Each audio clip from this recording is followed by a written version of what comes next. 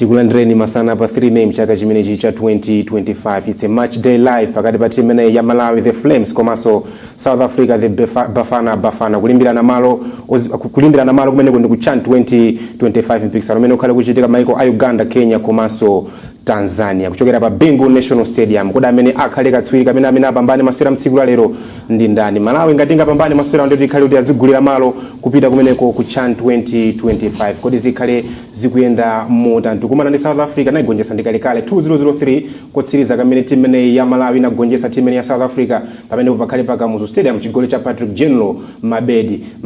Kukumana konse kumene takhatu kumana mbuyo mu sidachite bwino kumwamba pa timu imene ya South Africa. Kodi mtsiku la lero zikhale zikuyenda motani chokera pa Bingu National Stadium. Fedili pano kuti tikhale limodzi kupatsana masewera amene wa live pompano kuti tionere limodzi kuti zikhale zikuyenda motani. Mtsiku la lero sindili ndekha ndili ndi Twaha Chimuka amene ndikhale ndili naye kuunikira limodzi okhuza ndi masewera amene wa Malawi komanso timu imene ya South Africa. Twaha ndikulandira masana mtsiku pa 3 May mchaka chimene cha 2025. Zikomo kwambiri sana. Masewera ndi amene wa pakati pa timu imene ya Malawi komanso South Africa. Mwina maganizo ako amene tikhale tikudikira kuti tionere the first 45 minutes ya masewera amene. Akhale masewera osangalatsa, akhale masewera amene mbili ikhale on the line kuti kodi who is going to make history, especially kumbali ya Malawi, kunena kuti we have stayed so long, 22 years tisanayigonjese timu imene ya South Africa. So this could be the time and this could be the squad yomwe mwina tinganene kuti yasintha that history ndikulemba kumbali ya nyuwani. So potengeranso kunena kuti chiyambire cha mpikisano umene wa African National Championship omwe mango choka kuti CHAN, Malawi has never qualified. So apapa tikhala kuti tindi opportunity. We just have 180 minutes away from that qualification. So it starts from this one, that 180, because this way kuno 90 minutes, then we will have another 90 in South Africa. In case of a draw, masewera onse awiri ndi kuti that is goalless or yes goali. Ngatita zakhala yes goali, zakhano mukuyangana kuti yes goali zambiri zinachinyidwa kuti ngati goali zambiri zitachinyidwa kuno ndi kuti Malawi ikhala pa disadvantage. Tikenya goali zambiri kuti kazapeza mwina against goals zambiri zakachinda ku South Africa ndi South Africa will be disadvantaged. Itakha kuti ata draw yopanda zigoli kumaiko onse awiri, penalties will decide. So we still have a chance chonena kuti we can go.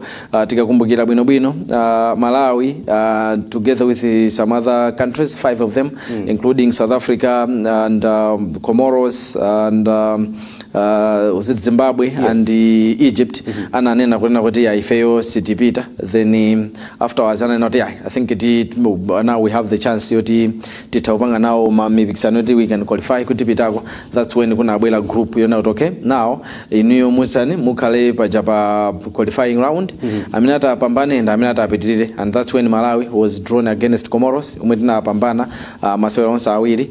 Then Egypt inapangidwa draw ndi South Africa. Muruti ya Malawi ndi umene kunali this encounter ya South Africa and Egypt. Ife tinaigonjesa Comoros pamene Egypt ndi South Africa ku South Africa anata 1-1 pamene South Africa inakapambana ku Egypt 3-1 pamene napezeka kuti takumana pano. Now muona kunena kuti either side ili ni ma issues zake amene akuyenda kupanga content kuti mwina wake apite kumene kumukayangana South Africa. They are more of a developing side, kuti they want to build a team yomwe atakunyamuka nayo pano kumapitana nsogolomu. The same applies to us. Mukayiona so it's a mixture of players who feature for the other team yomwe masewera ma qualifiers World Cup kuma AFCON, and then the other some other players amene they don't feature for those games. They are kwagwirisa ntchito masewera wawa ngati developing. So ndi masewera amene atakhale osangalasa kamba kuonena kuti tilindika rhythm kabwino pakatipa. Yes, we lost 2 pakati hapo Namibia and Tunisia did us some injustice. Then tunaweza kuna fence tutalipa redeem from that. Bo igonjesa Comoros home and away, though kuti onse anasewera pa Bingu komano it's another opportunity ya kuti Malawi anyamukeso ndi chimwemwe china. Now coming into this match wakamba kali kuti mwina masera meta sewera angapo mbuyomo kubwera masera msiku lalo mwina tactical approach yake khale yotani Kalisto Pasua abwere mwina motani kuti mwina tikwanise kuipanga frustrate team ya South Africa in the first 45 minutes. If you look at the team we have opted for today, muona kuti it has some similarities ndi team imwe inasewera the last match ya mu CHAN ndi Comoros. You look at the defense, it's almost unchanged. You have George Chikuoka in goals. and Maxwell Paipi and Nixon Mwase are the two center backs. We have McDonald Lamek playing as the right back, and we have Lungu Alik as the left back. The two DMs, Lloyd Aaron and Yanko Singo, they have retained their places. Mbali na Inso Mozi Mbalimu, we still have Gadi Jira and Wisdom Pinganjira, and our number 10 today is still Ongan Lungu. Pamene Kusogologo, we have brought in a new face in Zediet Nkoma. Yes. The last squad, he was not there, Panova Abuela, and he's partnering Binwe Katinji. Yeah, and I have been talking Zokos and Binwe kunena kuti mukamuona mpira wake wa Binwe, he's not good as a lone striker. Each and every time you want to use Binwe, umaina mpange partner and striker zake. Chifukwa na kuti Binwe, if he didn't play as a striker, he would have been a better player as a number 10. Chifukwa he likes moving around kwa mbili. You tell him kuti achimwene imani kusogolo kumupange hold ma defenders. Iya mpesa utachani ama choka kupanga drop, either he will go ku line ku left or ku right, or he go play as a number 10 kuti ukasanga mipira or number 8, number 8, or he go for number 6 incumen. So he does a lot of work. As a result, simungangwise ntchito ngati lone striker. No wonder kunena kuti kwa bwera ko Zodiac we know kuti he's good both mwamba komanso pansi, he's physically fit and insidikali, na he understands his roles already this season, and this goal mu league, I think 2 goals, if not 3, plus an assist in there. So he's someone he's reliable up front. Na mugayangana tikatengera ndi mmene tinasewera masewera Comoros, we were using pakati kwambiri, and of course mbali here and there potenga and opponent. Today we are going to woman an opponent amene likes to use mbali, ndiye tikati kuona kuti how do we stop them and who is going to be on top. Komano tikayangana tactically, I don't think we have changed a lot from the previous system. Now looking at our defense, ndi mene mwina tayambira mtsiku la lero masewera ngaba mwina amene takhala kusewera tukamba mwina zokhuza ndi Africa Cup of Nation, mwina tinapanga concede zigoli zosakhala bwino panali pa Bingu National Stadium papompa pamene tinaona mwina timu ya Malawi kupangisa mwina concede zigoli zosakhala bwino. Mtsiku la lero mwina kuyangana defense yathu mwina ndi mmene ilili ndi kalibe players imene mwina wakhulupirira Khalisto Pasuwa kuti ndi amene akhale akuyamba mtsiku la lero. Tichite motani makamaka kumbuyo kwathu kuti mwina tisachinyise zigoli mwansanga komanso mwina kusakhale mgwedegwede kwenikweni. Nkhani ya defense simakhala completely ya ma defenders okha. Yes, ndi ntchito yawo and ndi priority. Komano kupanga defend ground ndi priority ya wina aliyense. To defend mmayenera muyambe kutsogolo, pakati, kumalizira kuchani, kumbuyo kuja. Chifukwa mwina antisamaziwa kwenda kuti okay, tikamati timu yathu ikumenya 4-4-2, ikumenya 4-3-3, ikumenya 4-5-1, whatever the system, that is a defensive shape, it's not an attacking shape. Yes. So system ili yose yomwe timakhala tikumenya sai imene ijayo ndi system imene timagwiritsa ntchito mmene tikamapanga defend. Tikamati let's say 4-4-2 yomwe anthu ambiri anazolowera, chomwe timatanthauza nchonena kuti kupanga chase mipira kapena kuti kupanga defend tiyamba ndi awiri omwe ali kusogolowa, awa akakhala kuti akanika then akumana ndi 4 ena omwe ali pakatipa, awa akakanika pamene atazakumane mwene chani ndi 4 omwe ali kumapeto, kenako azakumana ndi goalkeeper. Right? So tikamakawana kuti how do we intend to defend, ndiye kuti kuyenda kuyangana kuyenda kuti amene kwagwiritsa ntchito ngati kusogoloko tapasa ntchito yotani, that is kuti kakhala kuti libe mpira tizima motani, tizipanga defend motani, how do we chase my spaces, tizipanga close down bwanji my spaces. So ndi ntchito yoti wina aliyense, the whole team, the whole 11 players amene ayamba tsiku la lero, ndi ntchito yena kuti agwirepo, especially in defense, ngakhalenso chimodzimodzi ni chani in attack, kuti when we don't have the ball uyazipita apa uyazibwera apa uyaziyenda chonjo uyazitenga zonse zija zimayenera ziyende chani ziyende as a team. Ndi chifukwa chake anthu timayenera no winger uyu amayenera apange drop azapezeke apa, uyu midfielder uyu nthawi iyi amayenera ayende azapezeke apa. Chifukwa chake timayenera zimene zazo timaziwa kwena kuti okay metaluza mpira ndiye kuti collectively wina aliyense apa ali ndi role yoyenera kuchita kuti arani kuti apange defend. Mwachitsanzo kuti okay tiwena kuti nthawi zambiri South Africa likes kuti they like keeping width, amakonda kumenya kwambiri mbali kuti amasungabe anthu ali mbali amene ajawo ntchito yawo ya mmene mujawo ndikutani ndikuthandiza ku defender. Now then munthawi imene that's when you want kuti ma strikers ano achita okay let's say ma strikers athu akapanga drop azipanga drop bwanji wina azipita kumbali wina azisala wina ngati uyu wasala ndi kuti wina azipita ku line choncho no we have a number 10 aziyenda motana number 10 aziyenda ni center back ndi kuti machifukwa choti ma strikers athu onse atali uyu azikatenga winga waku uyu azikatenga winga waku ma strikers iwo ma defenders awo azisalira number 10 athu.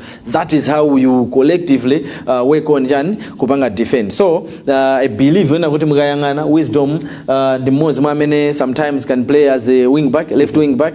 Gadi defensively sikuti he has been tested komano he has done it ma games anga pamene wasewera kuti when he starts kuti ajimene inienda amene mukuti pangira defend he's been doing that amatha kupanga drop bwino kukawina mipira from kumbuyo kupanga launch forward. So mukayangana we look okay in terms of the way we defend. Zeliet takambakale kuti he has those explosive pace and also the physical ability. Chifuka pena chomwe chimatifuta kwathu kunoko ndichonena kuti ma strikers athu they are unable to use their pace to disadvantage the opponents in a way yona kuti imakhala nothandizika mbali imene tikupanga defend. Chifuka mukhala ndi striker amene pace wise ndi wabwino and he knows how to stretch the defense zimathandiza chifukwa kuti defense ijamamo kuti iyende imakhala kuti imasala before amaopa kuti akangompasa mpira akangoyamba kuthamanga ndiye kuti ife atipanga beat.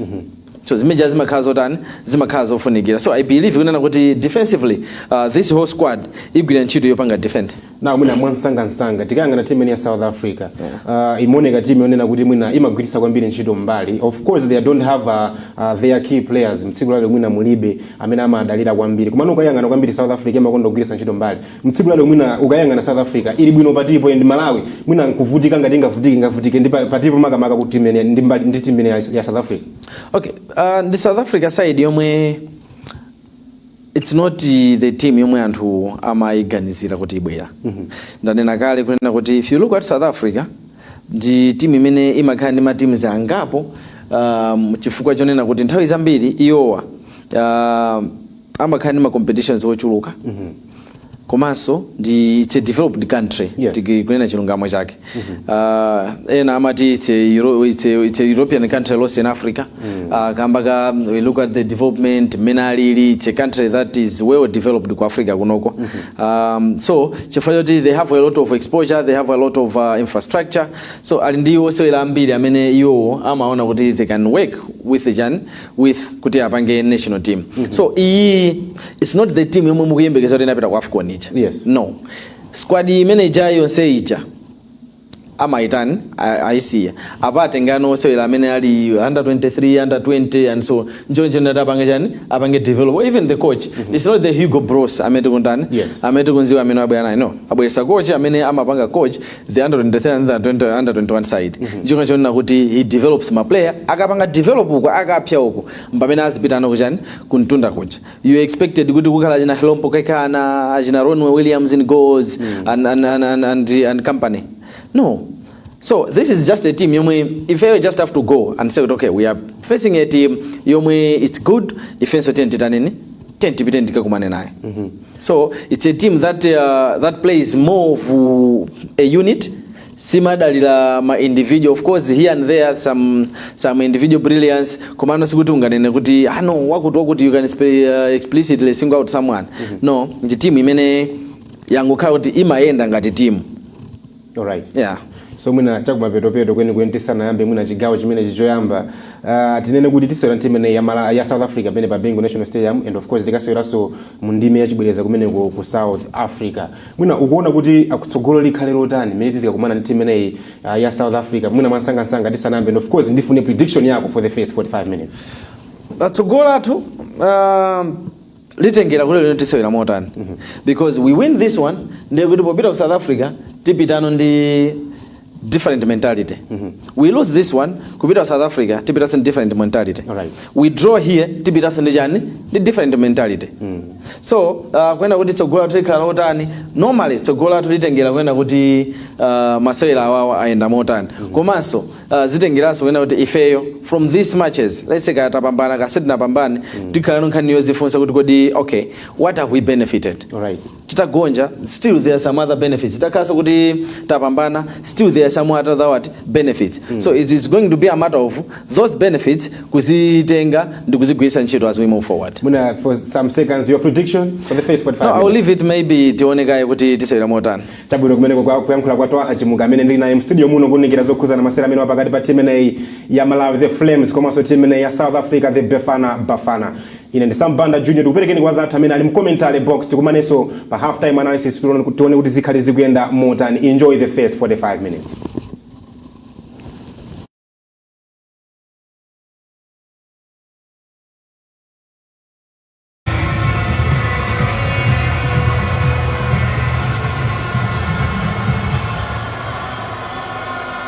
Let's now rise for the two national anthems, but first for South Africa.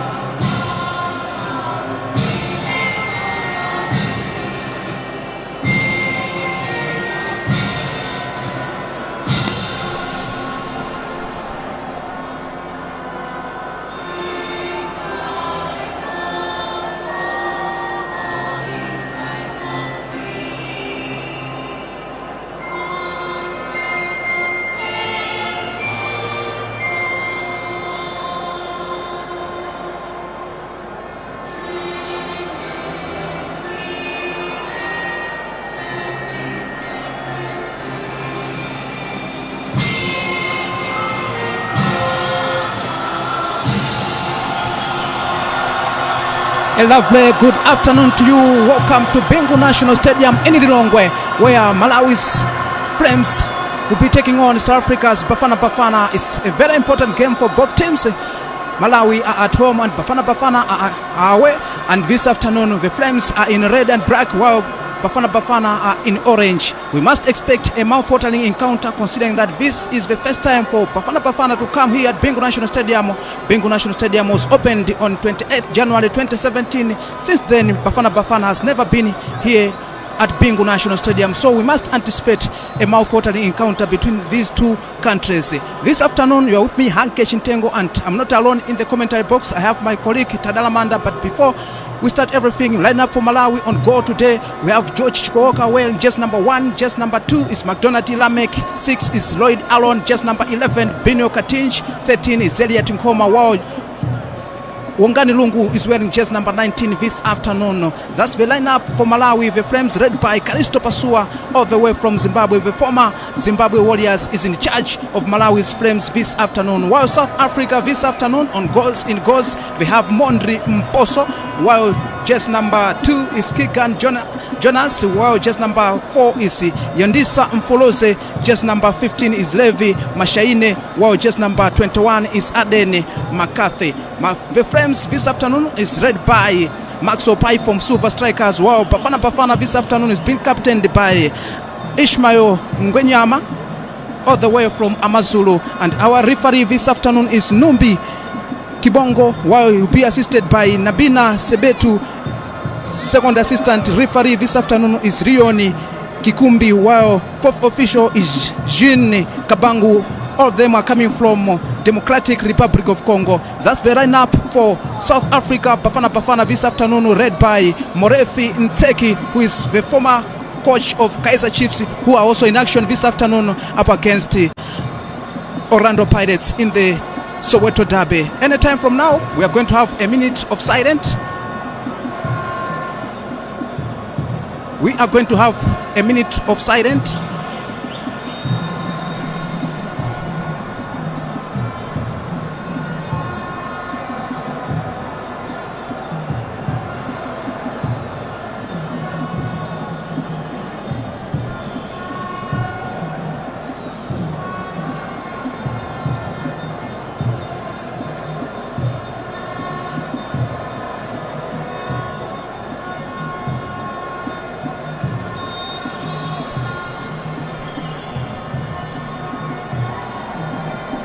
As I said it earlier on, that this afternoon I have my colleague Tadala Manda. Good afternoon, Tadala.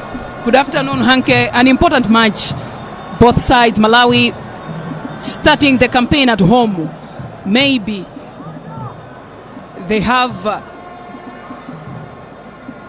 an advantage, or else South Africa playing away. If you win away, you are comfortably leading away, then you know it's an easy homework at home. So let's wait and see what will be the final results at 90 plus. Anytime from now, we are kicking off here at Bingu National in Lilongwe. Our referee from DRC, Numbi Kibongo. Yes, we are underway. Bafana Bafana up against Malawi, the home side. The Flames of Malawi up against Bafana Bafana. Let's wait and see how the home team is going to perform this afternoon, considering that these teams, during the past 6 meetings, the Flames are yet to register a victory against Bafana Bafana. So this time around, let's wait and see how the Flames are going to perform in front of home fans. On the middle, it's Lloyd Allen, who plays his club football for FC Binyasa Pigprets. George Chikooka for the first time. Offside. Offside. Leon Kikumbi raised his flag. First offside this afternoon, Tadala. With only a minute, we are yet to see what the two teams have brought this afternoon. George Chikooka mispressed a pass there. If it wasn't an offside, it could have costed Malawi maybe a goal. So it was questionable for George Chikooka he was alone. Making time, seeing who to pass on also is an important for the goalkeeper. The Flames, we are relying on Bino Katinji in front, as well as Zeliat Nkoma. That's to be a foul. Yes, Bino Katinji from Silver Strikers. He scored both goals.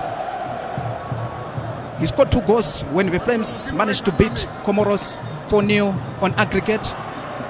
It was Bino Katinji who scored 2 goals for the Flames.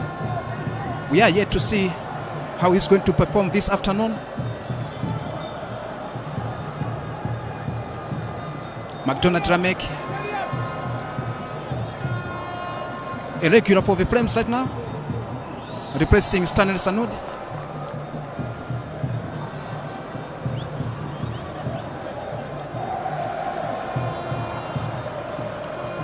Bafana to reach this stage, they managed to knock out Egypt 4-2 on aggregate.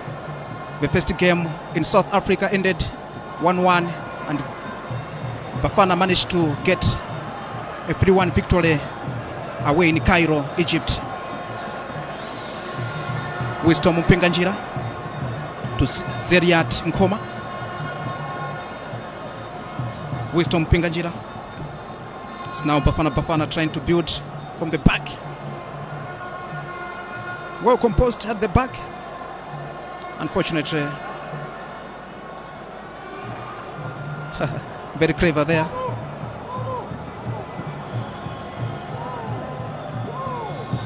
Ngwenyama.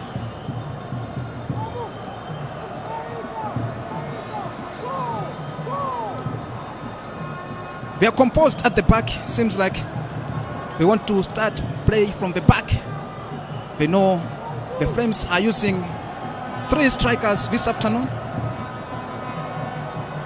Wisdom Mpenganjira. Well played from Malawi. Zeriat Nkoma. Lloyd Allen. Tadala, the Flames are now composed on the ball. Yes, they have settled maybe the past 30 seconds. Praying at home, maybe their game plan is to score first and settle. But when you score, a single goal isn't enough for an experienced country as South Africa. So let's wait and see, because we have seen South Africa building up an attack, but they failed at the mid. So maybe Malawi, they are good at the midfield. Let's wait. Who is going to have the first shot on target and when? Here comes Bafana. Switches play. Well composed in Malawi's half. Wow. Lloyd Allen is there. To Ali Kulungu. Wow, what a brilliant turn from Ali Kulungu. A brilliant turn for a defender. Very nice. To Wisdom Mpenganjira, who plays his club football for Mighty Wanderers, a team based in Blantyre, the southern part of Malawi. Nicely done by Wisdom Mpenganjira. Lloyd Allen to Yankosingo. Zeliat. Bino Katinji. Wanted try from outside the box. Lloyd Allen.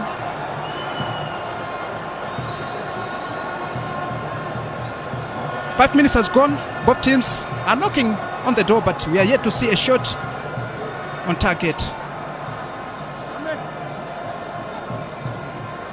Gesture to Kigan Johannes.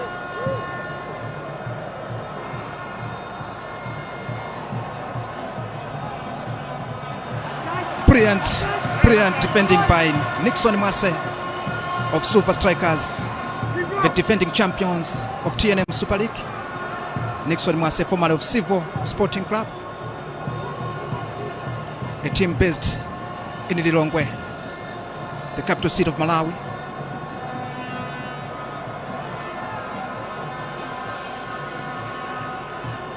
Just again.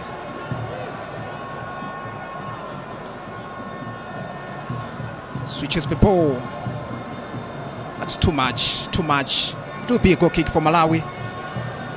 Let's see how George Koka. Karisto Pasua, the Malawi's tactician. He's a Zimbabwean. On his right side, hand side, there is Peter Mponda, former Flames captain. He also had a stint in South Africa where he played for Santos FC, as well as Rido Daduva, Black Leopards, where he was also the captain. Peter George Mponda is on the bench today as an assistant coach for the Flames. Wisdom Mpinganjira. Free kick. Is it a free kick? No, it's a throw-in. Tadala, these two countries have produced big names in as far as football is concerned. Malawi has produced some big players who ended up making their name in South Africa. We're talking of Ernest Ntawali. We're talking of John Maduka. Recently we had the Kapatinho Mhangu, who is playing for Amazulu in South Africa. History will always be there. We have seen so many Malawian footballers finding their way of living through football and playing some of the clubs in South Africa. When the match was starting, we saw where there's that billboard that is showing time and scores. Former captain of Blue Eagles, Misha Muhone, he was also there at Jomo Cospas. So we are neighbors, and who doesn't want to grow as far as football is concerned? So South Africa is also one of the country that has an unique and entertaining league. Ali Kulungu to take this free kick. I believe it's to be Ali Kulungu. Yes, Ali Kulungu from afar with his left foot. Wasted an opportunity there by Ali Kulungu, former of FC Binyasa Big Place. Currently, he's a free agent. He's no longer with FC Binyasa Big Place. That was an wasted an opportunity for Malawi.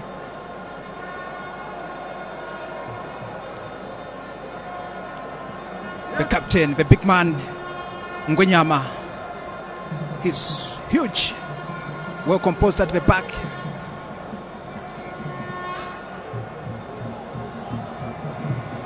Nixon Mwase, his goalkeeper. Their teammates at Silver Strikers, Nixon Mwase, as well as the captain, Maxwell Pipe. They both play for Silver Strikers, who are the defending champions of TNM Super League. They are sponsored by Reserve Bank of Malawi.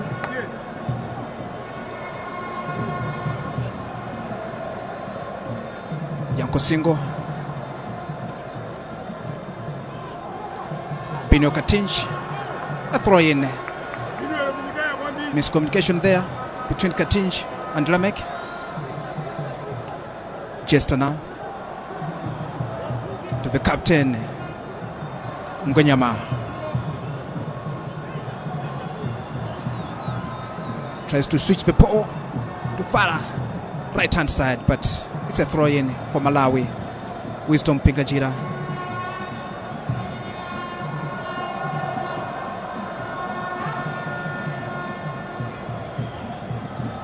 Ali Kulung to Lloyd Alon.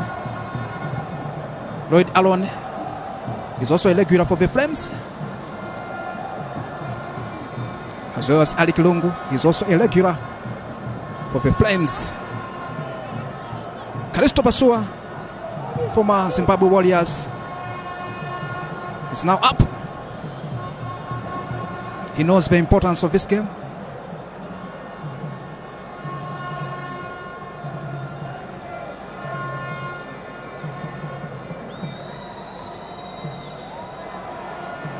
Ziret Nkoma dispossessed there.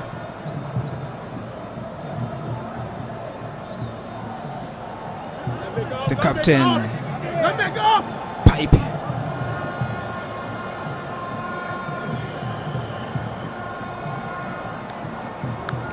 11 minutes gone, still 0-0.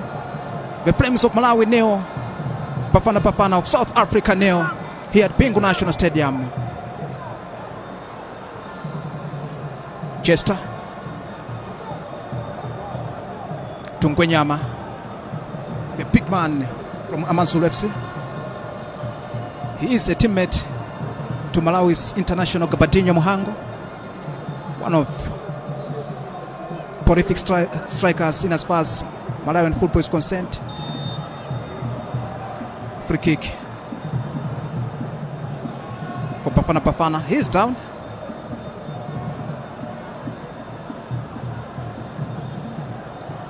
The referee says stand up, stand up. Levi Mashaine.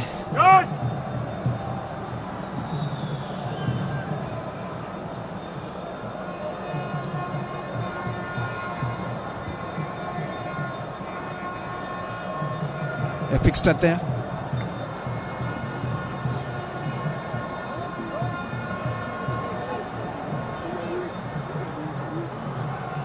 Well played by Bafana Bafana.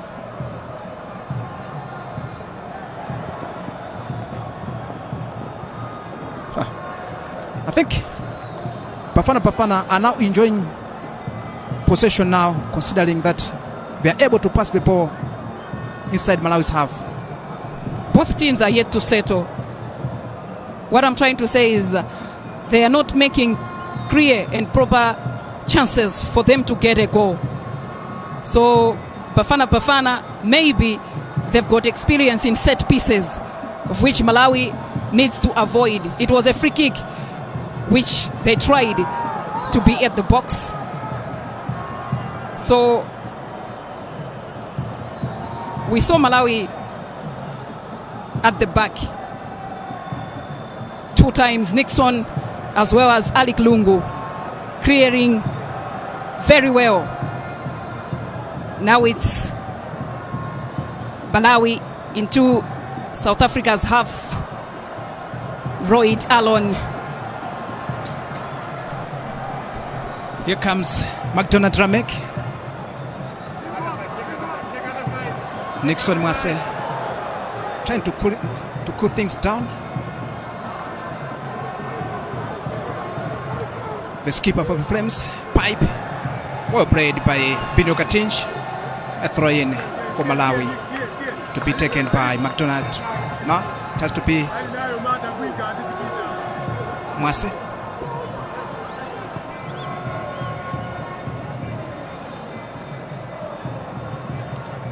Ramek again to Bino Katinj. Celia Tinkoma, Bino Katinj, 1-2, a lovely play by Malawi in the palms of goalkeeper Mpoto.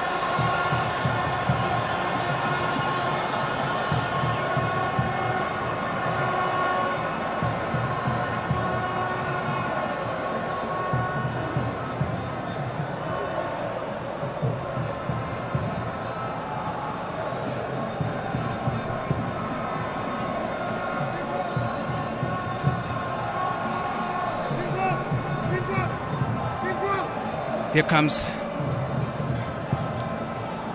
Mwase.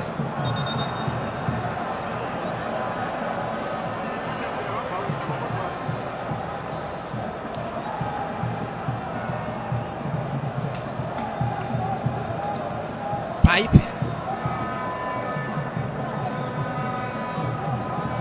Mwase.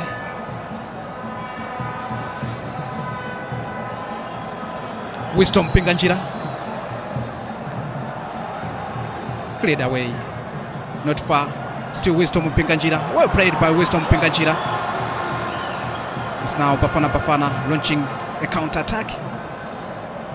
Let's see.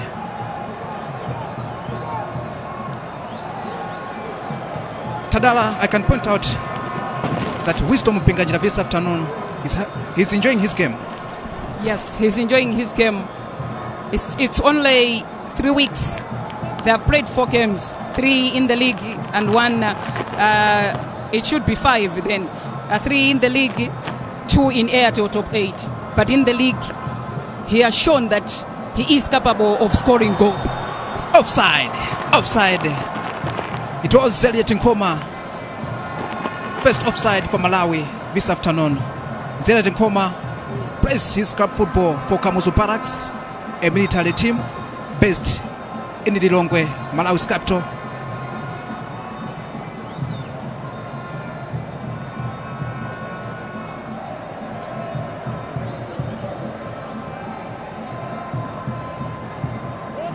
Here comes the captain from afar. You can think he is Kulidi Kulubare, the skipper for Senegal, but now he's Ngwenyama for Bafana Bafana. Well played. Well composed. Yes, I was talking about this man, Ishmael Ngwenyama. Well built. He's muscular, tall. He has all the characteristics of a defender.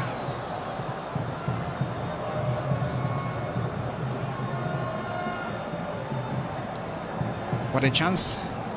A goal kick.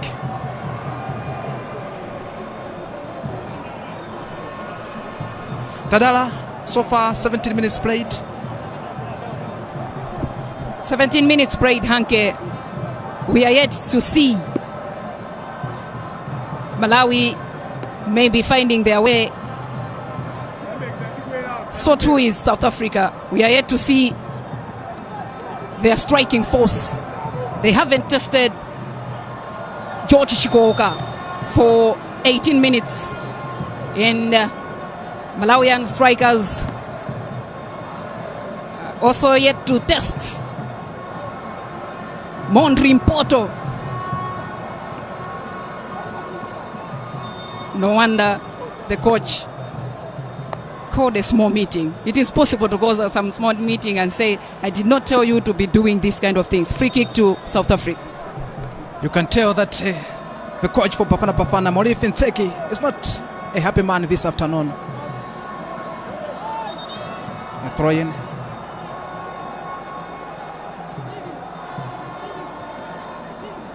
A throw-in for the Flames. Yes, Kalisto Pasua, former FC Pinyasa big place coach. He once coached the Warriors of Zimbabwe.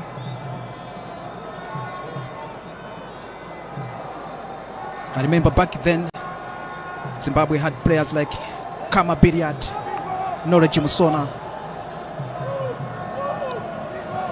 By then, he used to be the coach of Zimbabwe. George Chikooka. He's not composed this afternoon, George Chikooka. I don't know what's happening to him. He was chosen as best goalkeeper in the league last season here in Malawi. Keeping 18 clean sheets. Gordon Grove and the best player of the season 2024. The Elite League, which is sponsored by TNM here in Malawi. But looks like he has some chance. The first ball that went to him at a minute, he mispressed the pass. Now it's South Africa to Malawi have. Here comes Nixon Mwase to Wisdom Pinganjira. Flames trying to launch an counter-attack, but well cleared by the captain Ngwenyama.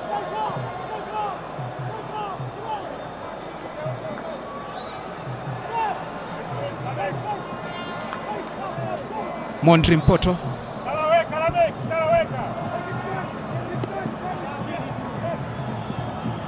Ngwenyama, the skipper.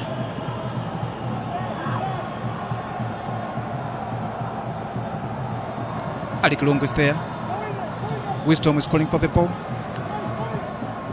But Ngwenyama, well composed at the back. I'm in love with the captain this afternoon. Ngwenyama, he's doing everything right, the captain for Bafana Bafana. Wearing that armband, he's representing his nation, South Africa. You need to be an example. No pressure, so that others could see that our captain is doing all the best. Let's also try up front there, maybe to get a goal. As a reader, you need to read as an example. The frames now. Yanko Singo, Lloyd Allen, dispossessed there.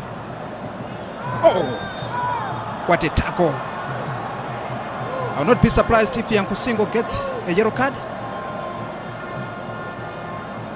That was bad. That was bad. Yanko Singo, yes, yellow card to Yanko Singo. 21 minutes gone. Yanko Singo, who plays his club football for FCP Nyasa Big Plates. That was very nasty for him. Look at that. Oh, that was very bad. Very bad.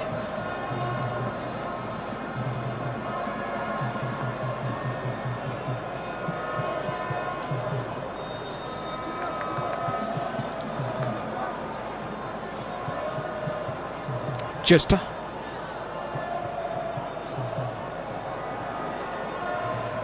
A chance for Bafana, but too much.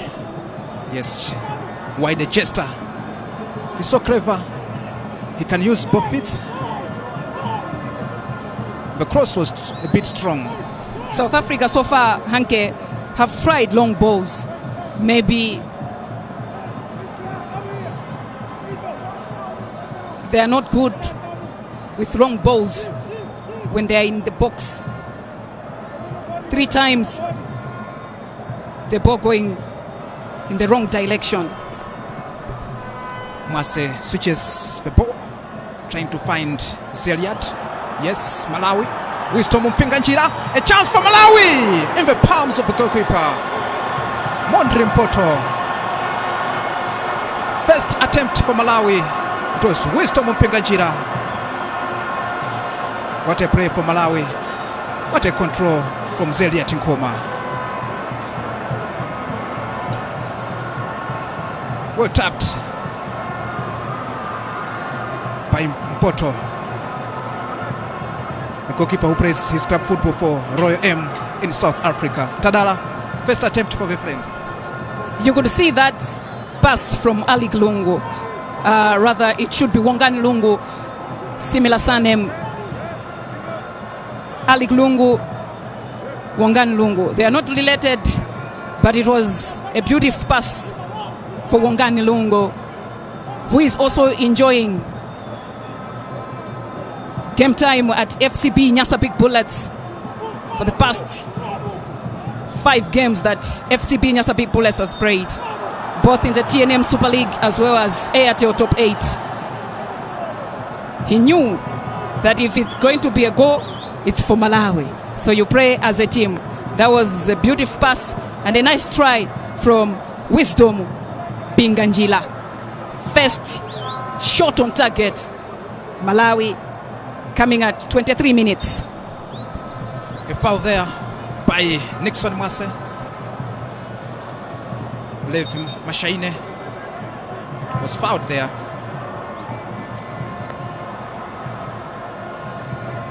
So it's a free kick. We can see just number 20, Jester, as well as Tebongo Potane. Wongani Lungu for the Flames is trying to tell his friends to move away from the ball. A human war there. Let's see how Jester is going to play.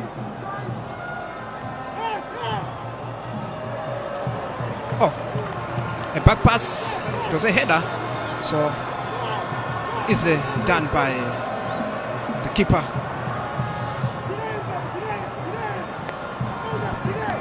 McDonald Ramek to his teammate at Silver Strikers.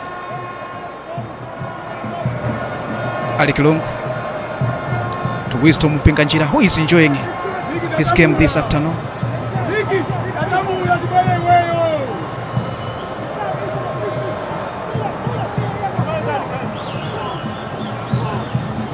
Lloyd Allen, but it's a throw-in for Malawi.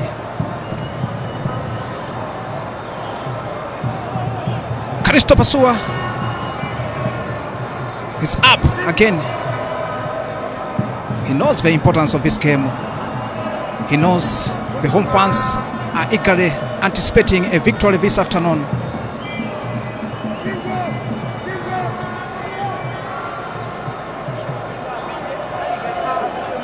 The captain, the big man from Amazulu.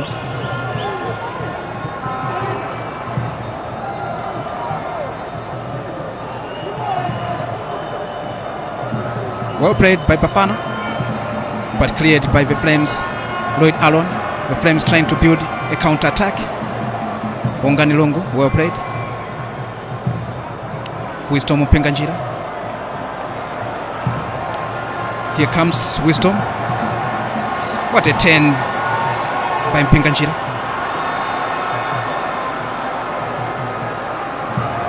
Wongani Lungu to Alik Lungu. Wanted to try from afar.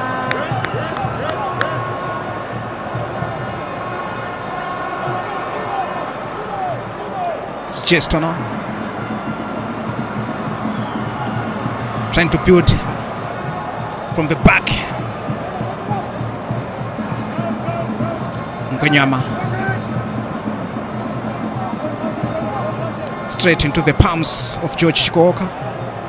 Malawi's first, we can say second choice goalkeeper, because first choice goalkeeper for the Flames right now he's in Zimbabwe, William Tole.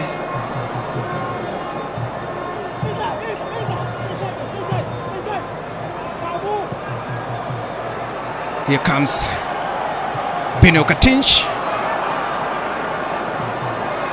Goal kick. Bino Katinch is quiet this afternoon. We have not yet seen what Bino Katinji is capable of doing, both at national team level as well as his team that he plays at home, Silver Strikers. Hanke, we are almost close to 30 minutes, half an hour,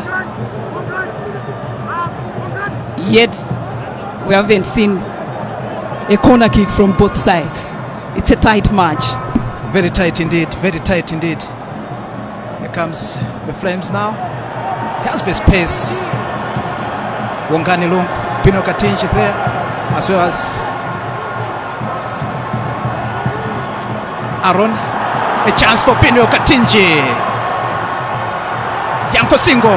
Malawi! Oh, Celia Tinkoma. He had an opportunity there. Wisdom Mpenganjira, but cleared by Bafana. What a play by Nixon Mase.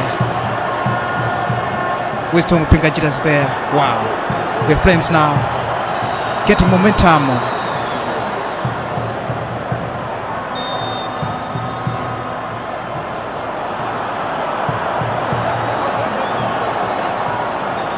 Zera Tinkoma, yes, an opportunity for Malawi. It was a beautiful pass by Lloyd Allen. Bino Katinji, Wongani Lungu. Oh, Zera Tinkoma. He could have done better than that. Tadara. Half an hour gone. Maybe Malawi could have been the one on score sheet through Zeria Tinkoma, but he did not make it. He wanted to 10. Maybe it wasn't his leg, so he wanted to 10. He's a good striker. He scores, but that was so close for Malawi. The first clear chance missed. Malawi. A foul. The home fans are not happy, as well as Lloyd Allen is not happy. You can see, you can tell by his reaction. Not happy at all, Lloyd Allen.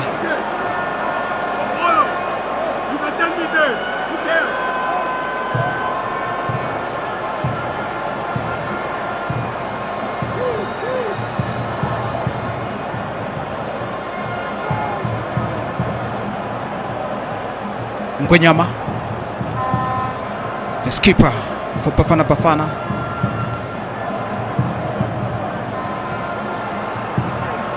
It's now the Flames. Yanko Singo to Zeliat Nkoma. Here comes Zeliat Nkoma. That's too much for Bino Katinji. So it's a goal kick.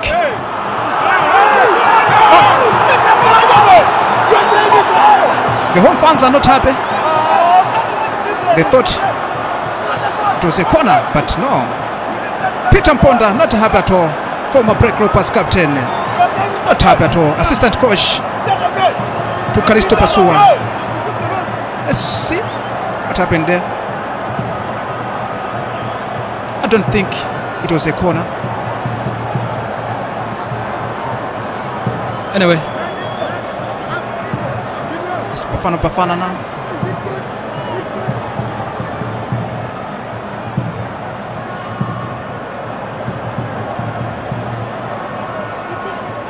A throw in for Malawi.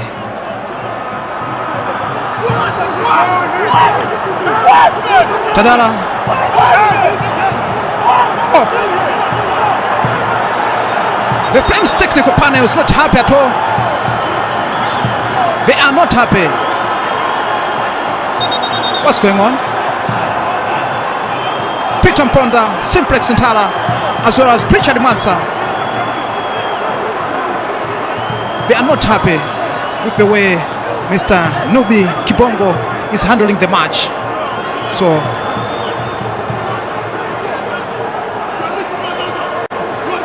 Tadara, a win, it's a must for both teams, although it's just a first leg, but it's a very important game, Malawians looking for the first ticket to qualify for CHAN.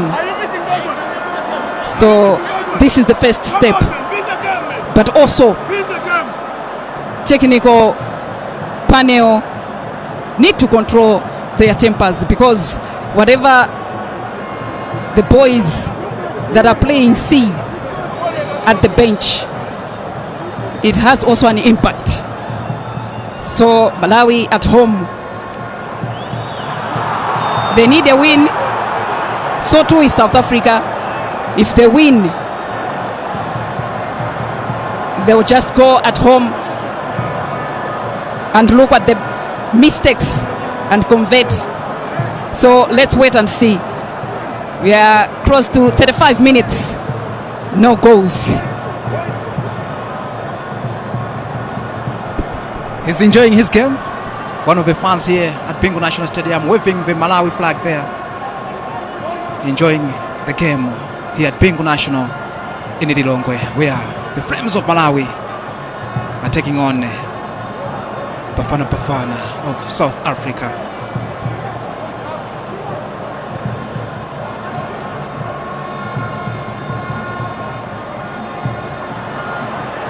Yanko Singo. Oh.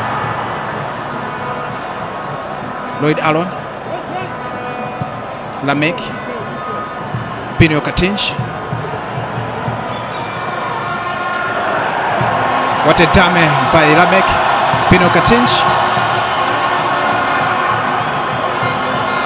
Alik Lungu. Wisdom Pinganjira. Here comes Wongani Lungu. Wisdom Pinganjira. Well cleared. He's enjoying his game. Wisdom Pinganjira this afternoon.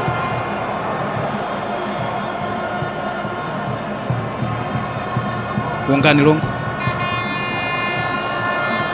to Alik Lungu. Wisdom. Well played by the Flames.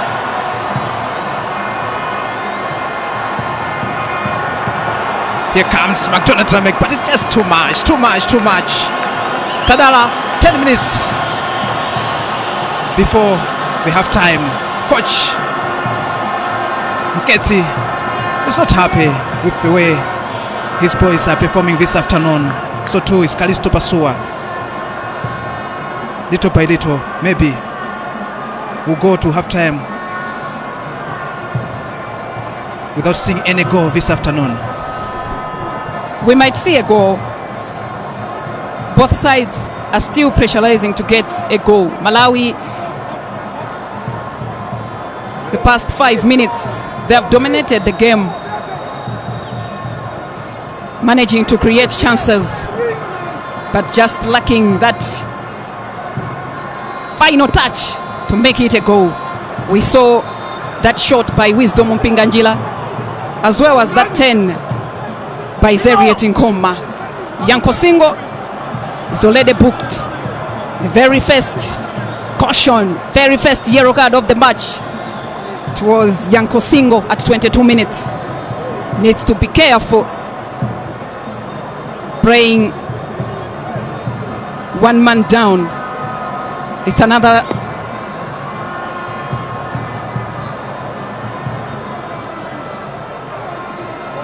it will be another problem for Malawians. One is injured, and the coaches have now found some time to give weights to their prayer. Yes, it's an opportunity for both coaches to give some instructions to their players. Bino Katinji there getting some instructions from Kalisto Pasua, as well as McDonald Ramek.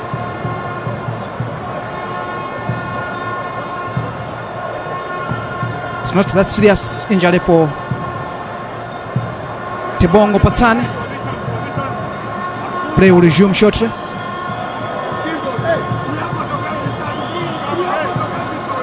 Yes, it's an opportunity for coaches to give instructions.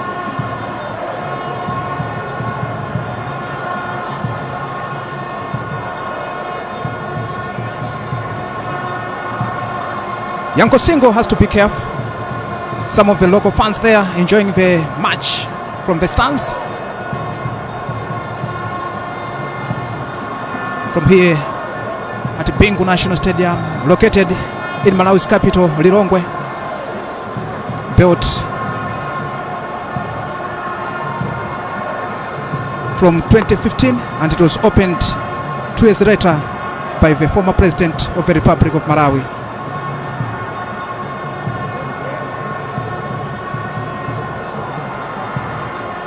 Ngonyama now.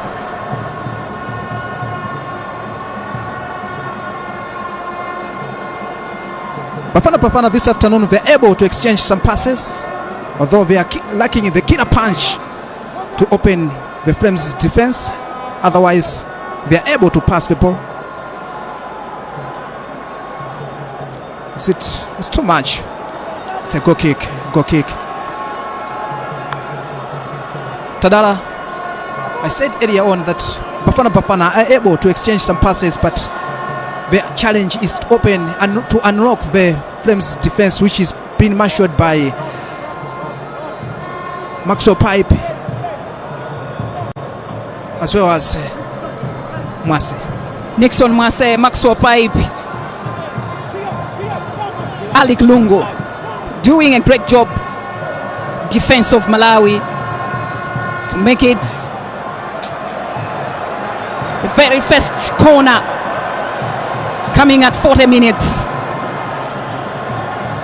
Corner of Malawi, the first one of the match. It was McDonald Lamek, the best defender in 2024 Elite League here at home, Malawi.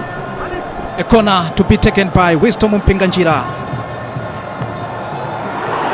What a chance for Malawi. Oh, wasted opportunity by the Flames there. It was a well taken corner by Wisdom Mpinganjila. No bad day for Malawi. Tadara, we have 40 minutes now, 5 minutes to go. Exactly. As I'm starting to speak, it's 4 minutes to go, plus added time. We saw that first corner for Malawi that has been wasted. Sometimes when you fail to penetrate into your opponent's box, use some set pieces. Malawi is going again. Here comes Zelia Tinkoma. Dispossessed by the defense. Here comes Wisdom Mpenganjira. Again blocked. Wisdom, former Malawi under 20. He also played for the under 17. He started his career at Wanderers Reserve before moving to the main team, the Nomads, the Branta-based team. Talking about Branta, towards the end of this month, we are going to experience the first Branta derby between FCP Nyasa Big Place and Mighty Wanderers. But it's here in Koma now from the Flames to Ongani Long. Once again, Wisdom Mpenganjira. Ongani Long. Alik Lung. Wisdom is calling for the ball. Alik. Oh! Pino Katinch. Bafana now to launch a counter-attack. Yes. But Maxwell Pipe.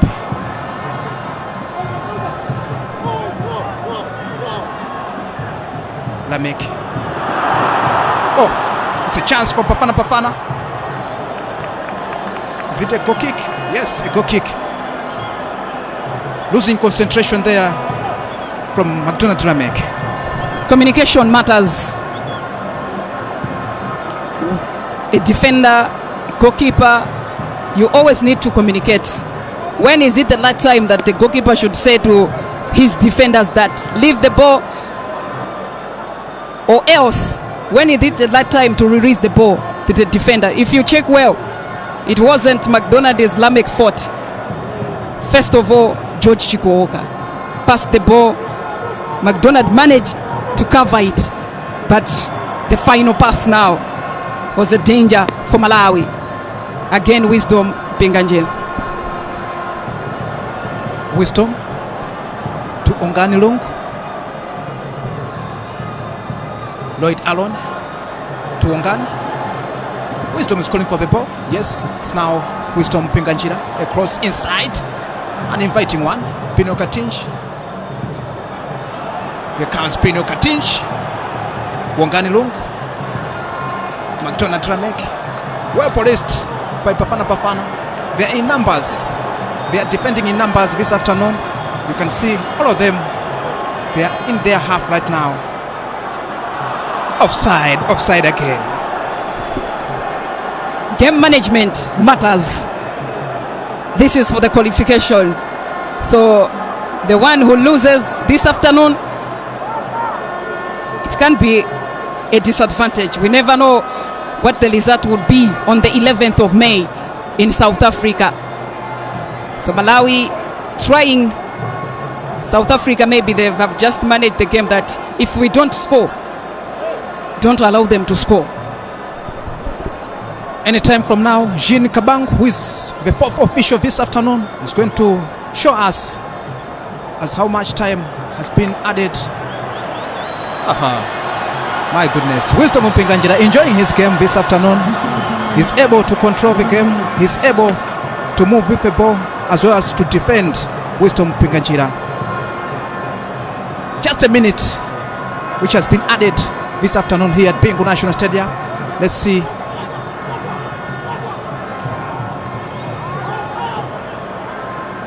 Lamek.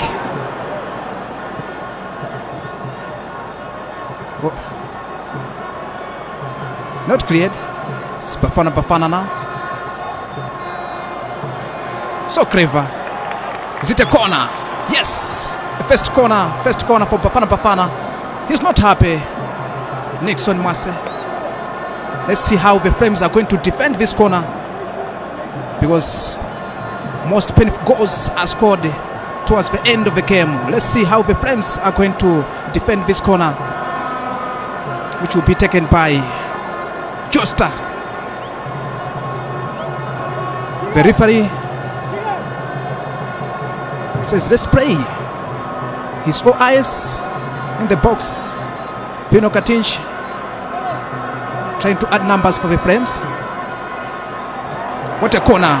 cleared by Chikoka, the goalkeeper. Once again, Bafana, well cleared by the Flames. Yes, the game has ended. The first half, Malawi the Flames nil, South Africa's Bafana nil.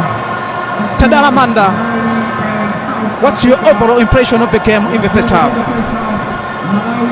Malawi has survived the last seconds of the first half. A minute that was added. Malawi survived from a set piece, a corner, second corner of the match, and it was the first corner for Bafana. Well taken.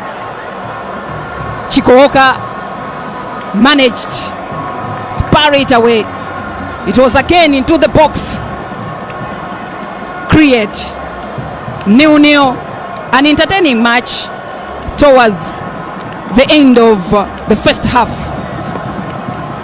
We saw some chances. Malawi created 4 chances, but that one of Zeriet Nkoma was a clear chance. 0-0. Very good and entertaining match between Malawi and South Africa that we have witnessed in the first half. Hanke, let's wait when they get some advisors from both coaches. Maybe gonna see some changes both sides.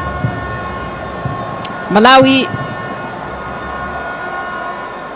playing well, so too South Africa defending well. The home fans are enjoying, they are singing. Let's hope we'll see a goal in the second half. So from me, Hanke Chintengo, as well as my colleague Tadala Manda, will be back in the second half. See you in the second half.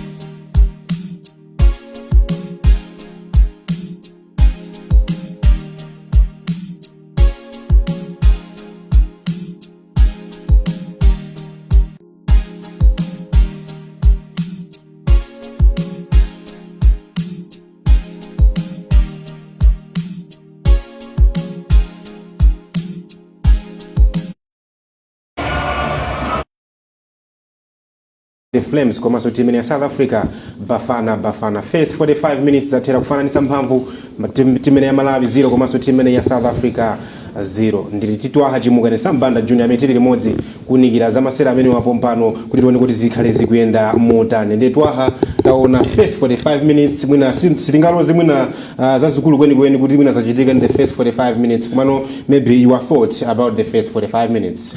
Yeah, sitinachite zooneka kweni matimu zonse awiri. Palibe timu imene ya chita zona yes here. I think Malawi my occasions are really okay. There was this other chance Chazeri didn't come in the box where he failed to 10. Yes. And then there was that shot, a snapshot would call. Kujogera kwa Wisdom Mpinganjira. Minus that it has just been a rotation of the ball. Kumpasira away. Minus that nothing else. But South Africa, it seems like it's a half won for them.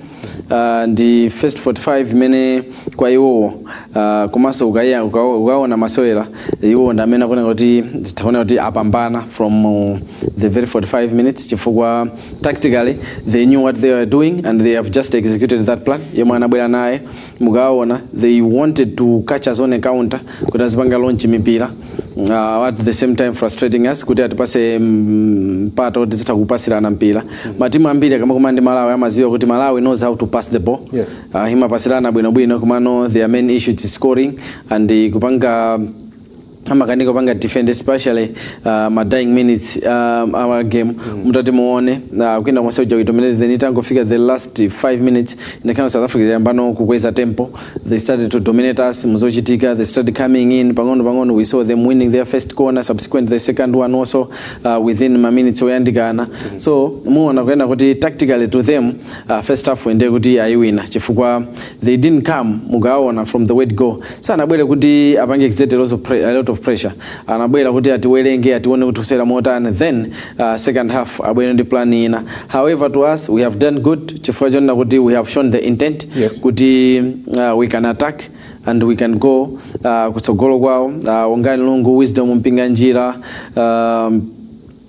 Zeriet and Bin they look okay. Lloyd Alwen pakati I think Uje needs to be substituted. Yanko Singo not to say bwino he's doing good kuma he's on a yellow card, yes. Yeah he's on a yellow and he's going so for maybe roughly atabeza kuti ampasanso jani ampasanso na yellow card ina kupeza kuti under red card if game ngati iweze kuti under red card it might cost us so he's done good in the first half. I will not be surprised that atabeza kuti antuluta. Now looking at South Africa mwina maswera ngaba amene ndayiona team ya South Africa imakonda kugwiritsa ntchito pakati komanso mwina mbali mwina nakambira the area on so mtsiku lali likuoneka kuti South Africa sikuti ikuchita kwenikweni imene imachitira kuti mangani kwambiri pakati mwina approach yawo yakhala ili otani maybe kuyambira first minute kufika in the last 45 minutes. Technically they're doing the same kuti akumenya abe mbali just kuti in a different way. Right? Mugaona South Africa sina dusise mipira ya mbili pakati. Alright. Yeah, mugaona kuti hit map yao it hasn't been pakati kuti you and mpira. Pakati ndio yakhala kuti afuna kapange retrieve mipira from Malawi. Otherwise what they are doing is they are allowing Malawi to come muhafu yao and they are leaving two players mbali. Every time they clear the ball those are the targets. Got escape kuti exit route yao those are the targets ensuring ajona kutaka opesa umene kuja someone should be able to cut from the byline cut inside from the byline kuti wina aliyense mwe atapezeka within the D area or even the crossing kuti atipange punish from mipira imene it's just that we have been resilient chifika mukatoa na Malawi we are building with 3 at the back then 5 in midfield and we have 2 up front pena kumaka 3 at the back 4 then 3 up front zikumango otengera kuti menti mapanga defend napanga drop ndo wasela ochuluka bwanji kwa otherwise you can check kuti Ali Kilungu it's more advanced the way up to the left pamene McDonald Lamek, Maxwell Pipe and Nixon Mwase, those 3 are manning the central defense. Ngati kuti we have 3 at the back then mbali inai mutakuona kwena kuti Wiwizi has made that line his. Yes. So there muona kuti makhala atatu, then apa pakati pa kumakhalapo 4, then kumapeto kumakhala santhena atatu. Nicholinga chonena kuti tikanga kuti we have that number in midfield, komanso kuti tikanga tukwayimisa South Africa, especially when they want to attack. Chifukwa chake kuona ngati kuti they are not using the width, chifukwa chonena kuti apakanga kuti tapanga add extra number in midfield kwa apitilia ndi player mmodzi. As a result, we have closed down those areas. Kumano technically South Africa are not using the mid side kwambiri. They are still using out. Kumano just for general defeat in numbers ambili mbali. Tomorrow they are not doing that unless until tipange mistake in. That's when you will say, okay, these guys are using the width so well. Chifukwa mukaona mipira yonse yomwe even kumapeto komwe alakanga tuno kuti apeza ma chance muona kuti it's been out of the 18 side, they have been chakumbaliko. Now coming into the second half, the last 45 minutes, Malawi chite motani kuti mwina iwanise kuipanga frustrate imene ya South Africa, and of course mbali nayo South Africa nayo so mwina nkuchita motani kuti mwina meta yonena first 45 minutes mwina nayo kupeza mwa goal in the second 45 minutes. Chachikulu ndi confidence yomwe tili nayo, and also we should take the chances imene tikuyipeza. We are able to launch the balls into the box. Komano responsibility, let me shoot, let me do this. Those players playing up front, Zeliet and Bin, somehow Bin in first half, he likes dropping deep. He's putting a lot of pressure on Zeliet. Drop muj. Akumasia Zeliet eka, so he's surrounded. He has to at least go there and join his friend. Good defenders are already upanga stretch. Winner and do then ajina unganiwa ajina aloidi azikabi ngati kuti they are pushing there. Ndijolinga jonna kuti pakale extra number. One ball itakala rebound, someone can finish. Kwano mezi makalira bino mabeza kuti apanga drop akumasala go eka ndani akumakasala go eka Zeliet. As a result mbiya jeka pita kusogolo yambili tikumaipeza kuti taipanga lose or player jamanga let me just shoot. Then akapanga shoot Mwina for some seconds Marcelo mwina asana yambe mwina your last prediction for the last 45 minutes. It's still tight. So it's good to I think South Africa are making substitutions. Yes. Somehow. I don't know. I can see a goal from either side. Shabiro kubene kuyankhula kwa Twaha Mugamene ndina im studio muno kuningira zokhuzana masira amene apakati pa team ya Malawi the Flames komanso team ya South Africa Bafana tionere chigawo chachiwiri the last 45 minutes kodi amene abambane masira ndi ndano saiwala kuti akatha masira awatikhesu kumana team ya South Africa masira achibwereza kumene ko ndi ku South Africa. Enjoy the second 45 minutes. We'll be back after the second 45 minutes. Sambanda Junior, keep enjoying the second 45 minutes. That we are going to experience in the second half. Both teams would love to have a goal in the second 45 minutes. Malawi, the host at home, they're playing at home. It's a home and away fixture. So Malawi will not be happy maybe to have a draw or to lose this match. So too is South Africa. They lose to Malawi, the match that hasn't been played yet cannot define the journey. So this is the first match. Let's wait and see. A draw will not give us a true reflection of the match. We have seen so many chances being created in the first half. So let's wait for the second half. Let's see. As Bafana takes a throw in. To Malawi's half now. Tries to start again from the back. Just to give you a picture of how the Flames have featured this afternoon on goals, we have George Shikoka wearing jersey number 1, 2 is McDonald Dilamek, 4 Maxwell Pipe, who is also the skipper for the Flames, 6 is Royd Allen, 7 Nixon Mase, 8 Yanko Singo, 19 is Ungani Lungu, 11 Bino Katinch, 12 Alec Lungu, Zeliat Nkoma is wearing jersey number 13, while Wisdom Mpinganjira is 14 this afternoon. A goal kick. It's a physique game. a physical one this afternoon. Well built. Mforozi, he scored in Egypt when Bafana managed to beat the Pharaohs of Egypt to book their place into this stage. They managed to win away in Egypt 3-1. And one of the scorers on that day, it was Yandis Mforozi, who is wearing just number 14. No, who is wearing just number 4 this afternoon.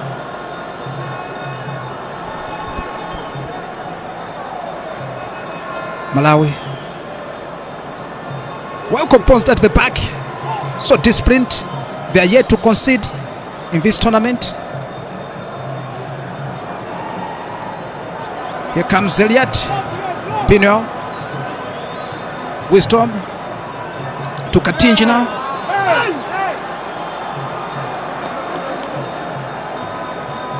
What a play. But Ali Kilungu is there for Malawi. Wisdom Mpinganjira. What a player, Wisdom Mpinganjira this afternoon. Tungani Lungu. Create away. Tadara. At least we can see Malawi is now able to pass the ball this afternoon. Great change from both sides. We saw South Africa getting that goal kick, Chikooka. It was a good landing that was disturbed by Wisdom Mpinganjila. Malawi, they have also settled at the mid. It's an offside free kick to South Africa, the first one in the second half. Time ticks so fast in the second 45 minutes. I don't know how the theory works, but it's so slow in the first half. But this time around, if you don't score, if you don't create chances, you get punished. It's now Bafana, but well controlled by Lloyd Allen, who is also enjoying his game this afternoon. Wisdom Mpinganjira. What a play from Wisdom Mpinganjira. Oh, well blocked there. Bafana tries to launch a counter-attack.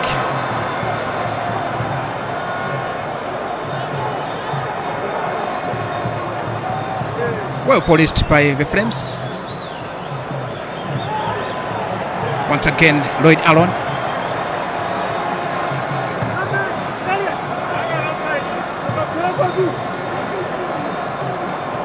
McDonald Ramek.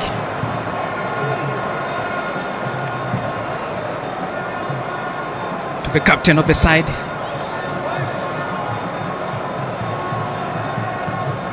Maxwell Pipe. An inviting ball there. And it's outside. So it's a goal kick. A goal kick for Bafana to be taken by Mondri Mpoto, the custodian. Bafana warming up 2 players. Let's see what are they going to offer if they are given a chance this afternoon. But it's still 0-0 here at Bengu National in Lilongwe. We have the Flames at home playing Bafana. For over a decade now, the Flames have not yet find any victory against Bafana.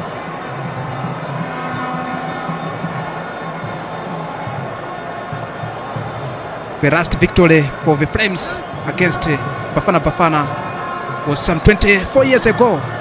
That was on 21st January 2001 when Patrick Mabedi converted a penalty in Kosafa Cup, beating the legendary, the former Bafana number 1, Andre Arinse, 24 years ago. Since then, Flames have not beaten Bafana in any competitive match.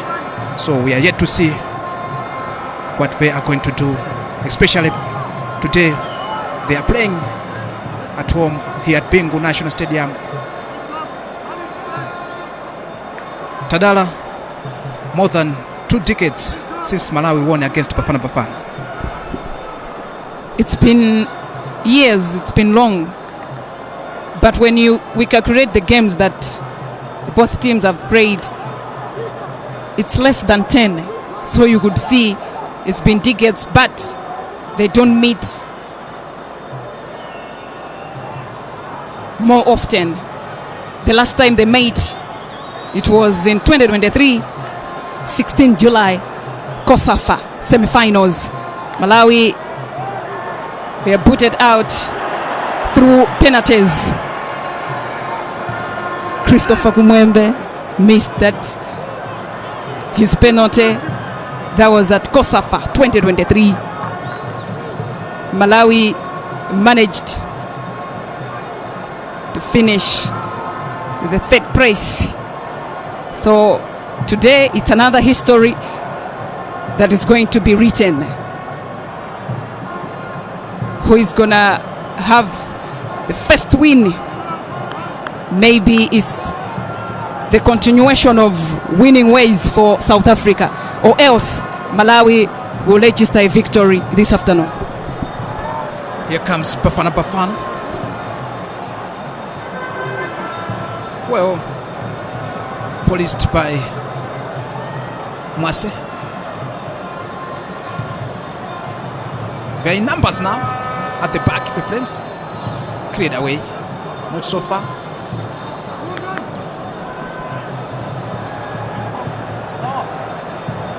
Well played by Bafana Bafana.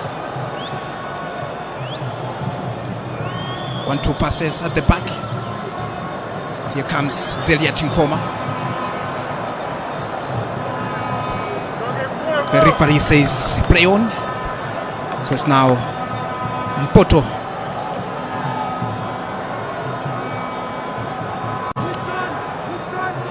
The goalkeeper who plays for Royal AM. Royal AM used to be one of the richest teams in South Africa recently.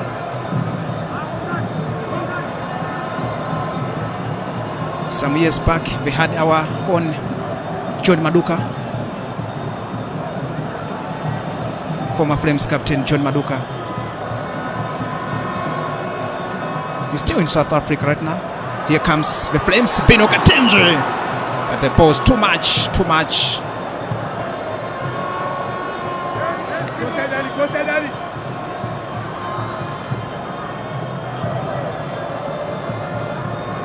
It's now Maharats. Maharats again. Very slippery Maharats. What a chance now for Bafana Bafana. Cleared away by Lungu. Free kick. Bino Katenji.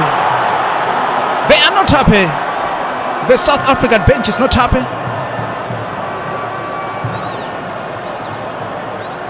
Let's see the replay. What really happened there? I think it was a push by Katenji. Yes, the referee Numbi Kibongo is calling for the doctors.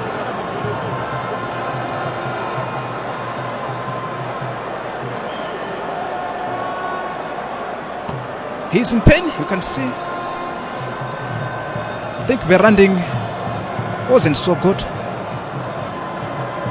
for the young defender, Kigan. Yes. I think the landing wasn't that good. Katenji is complaining. Tadala, what do you make out of this?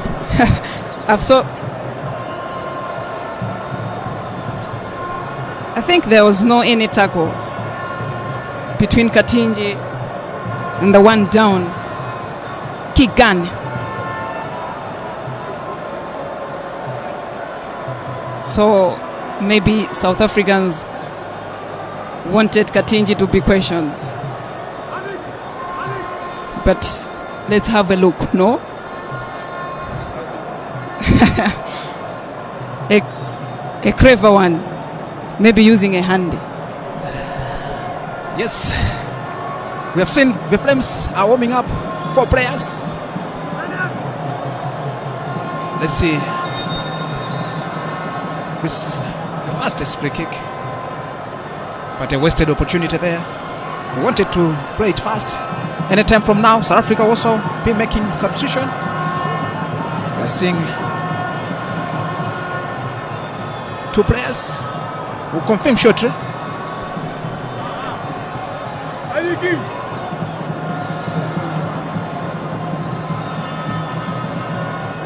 Songani Lungu, Wisdom Mpinganjira to his captain. Malawi now trying to build from the back.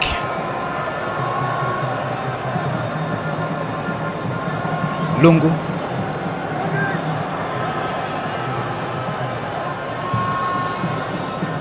It's too much for Wisdom Mpinganjira.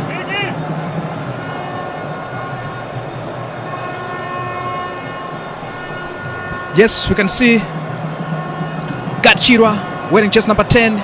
Zebron Kalima wearing just number 15. They are performing up. I won't be surprised if I see both of them coming in anytime from now to add some more firepower up front, because Pino Katinji has been quiet this afternoon.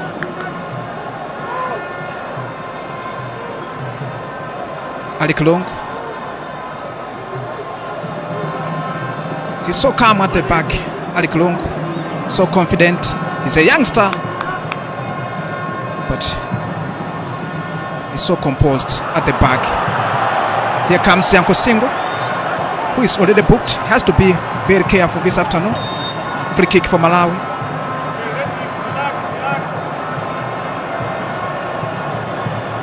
The big man from Amazulu, the captain for Bafana Ngwenyama, doing a very good work for the Bafana this afternoon.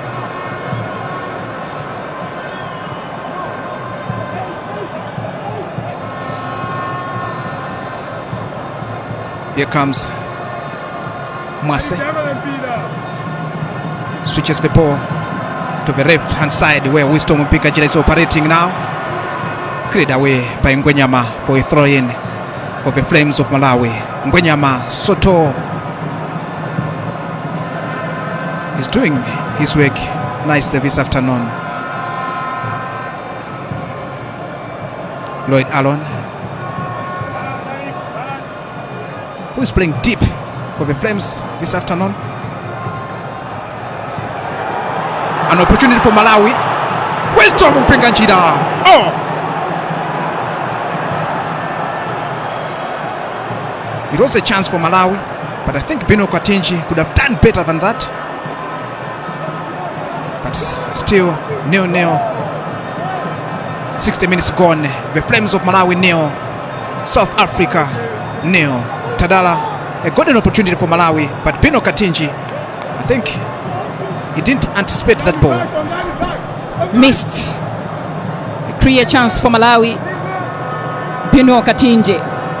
It's not always to give it back to your friend. Sometimes you try to shoot from afar, where the defenders and the goalkeeper did not even saw that. It's where sometimes you get goals. So a missed opportunity for Malawi. Wisdom Mpinganjira tried, but failed to convert. Well defended by South Africa. 2 changes. 29 minutes to go.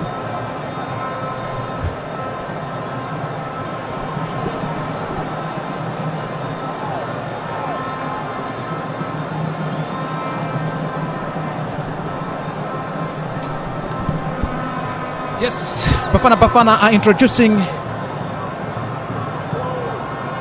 some Kero Zwane as well as Tony Jassen.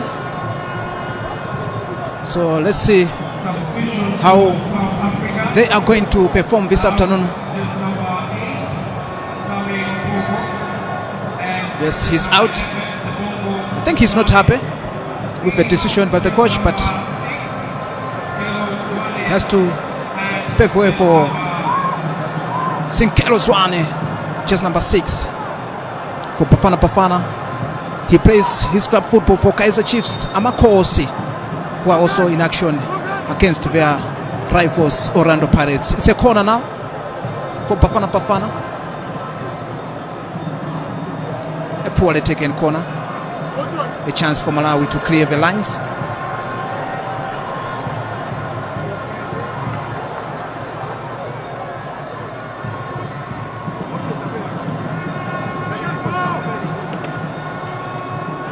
Wisdom Pingajira now.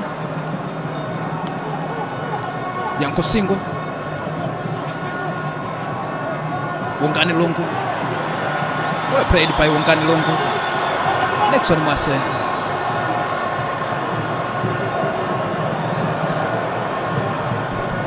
To Lloyd Allen.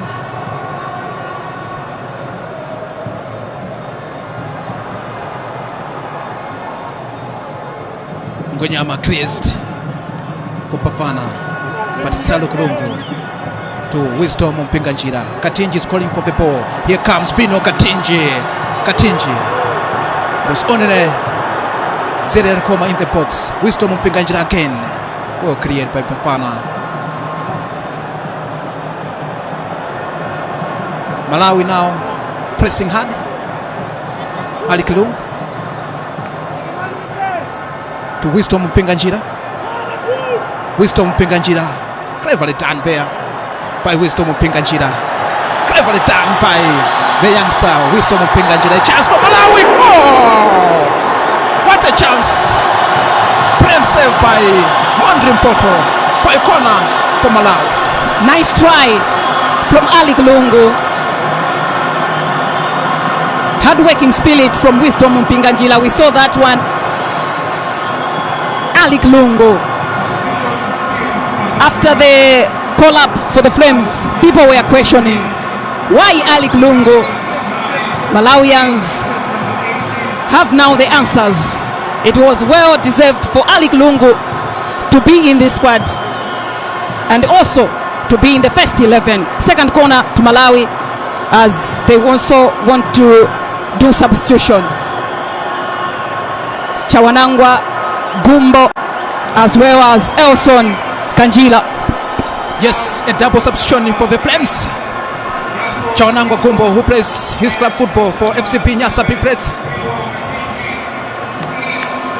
Pino Katinji, I said it earlier on that I won't be surprised if Kalisto Pasua pulls out Katinji.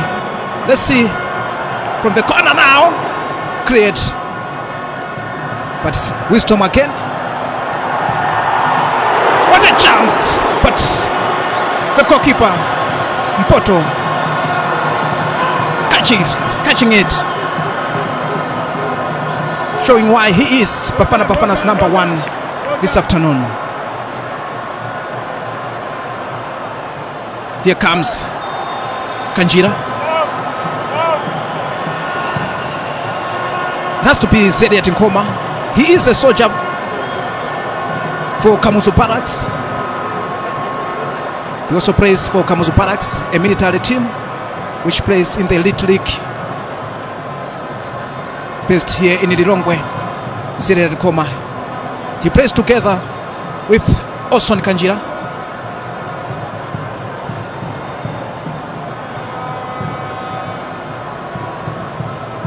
Here comes Bafana now. Offside.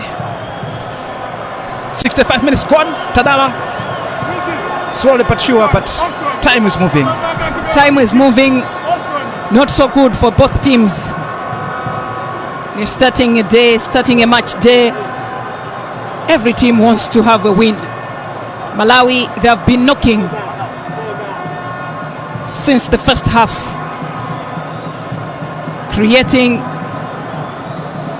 chances, failing to utilize. But that was so close. That of Ali Kulungu. Well played, Malawi.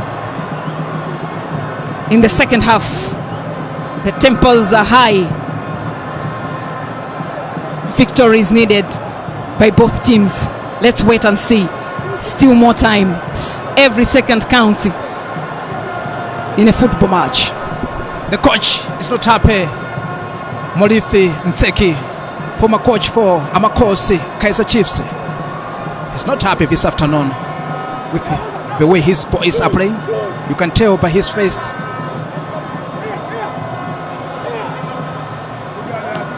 Here comes Malawi's captain, Maxwell Pipe, who plays his club football for the league defending champions. Silver Strikers, the Central Bankers, who are also based here some few meters away from this Bingu National Stadium.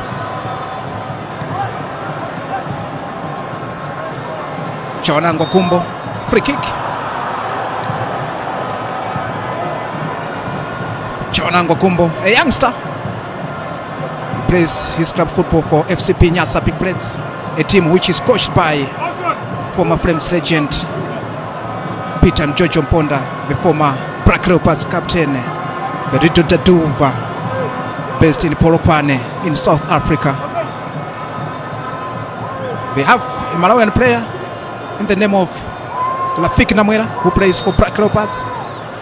Black Leopards in the past used to be a home of so many Malawian players. We're talking of Robert Ngambi, Grant Rungu, Fisher Kondowe.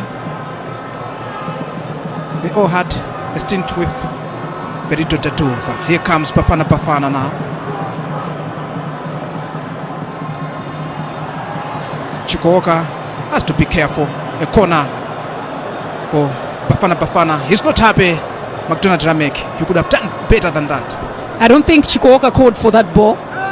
It was McDonald's pass to Chikuoka, but he did not maybe did not see those two South Africans. Let's see from a corner now. Corner.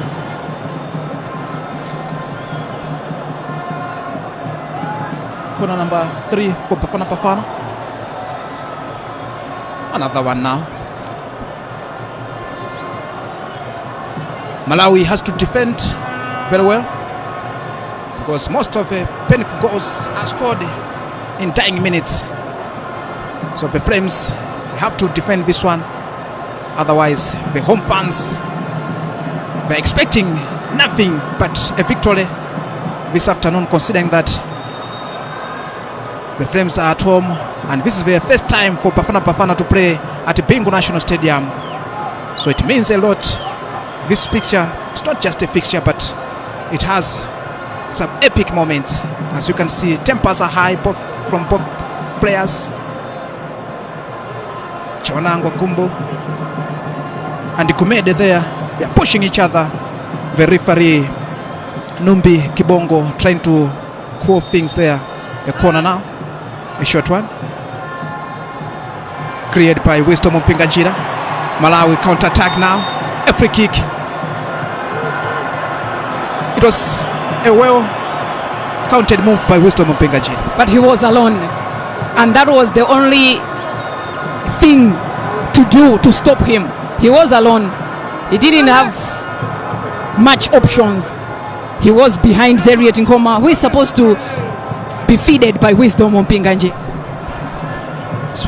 Also on Kanjira, Wisdom, the slippery young man, Wisdom Mpinganjira.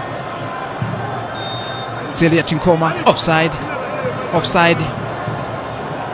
Zeriet Nkoma, the flag was up. Zeriet Nkoma, a soldier for Malawi Defense Force.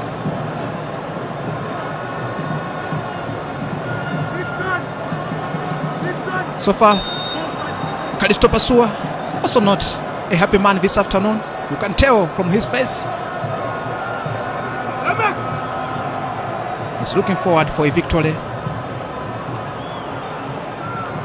He wants to put some smiles on the faces of local fans. Is it a throw-in for Malawi?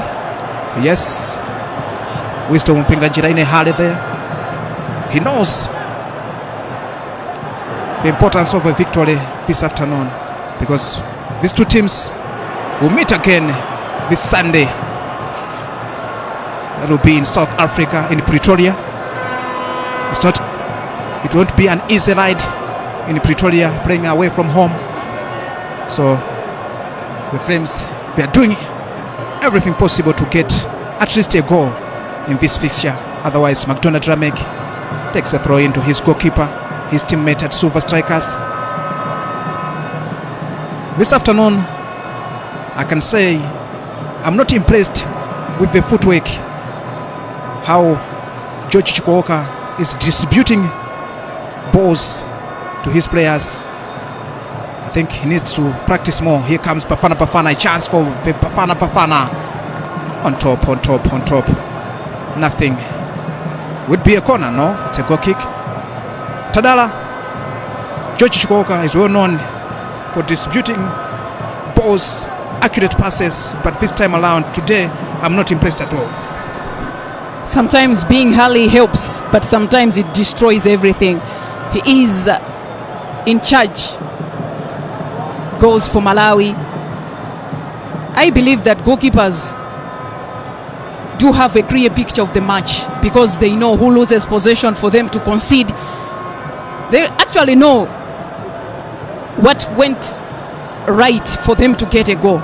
So it's up to him to be looking at his defenders, or else if you want to pass it a wrong ball, you need to settle down and see where to pass. A chance for Malawi, Wisdom Mpinganjira, Sedia Chinkoma. A chance for the Flames, cleared away by Bafana. It was a chance for Malawi, but a little bit of chitale by Oson Kanjira. So it remains 0-0 to the disappointment of the home fans who are eagerly waiting for a goal this afternoon. Bafana now launching an attack.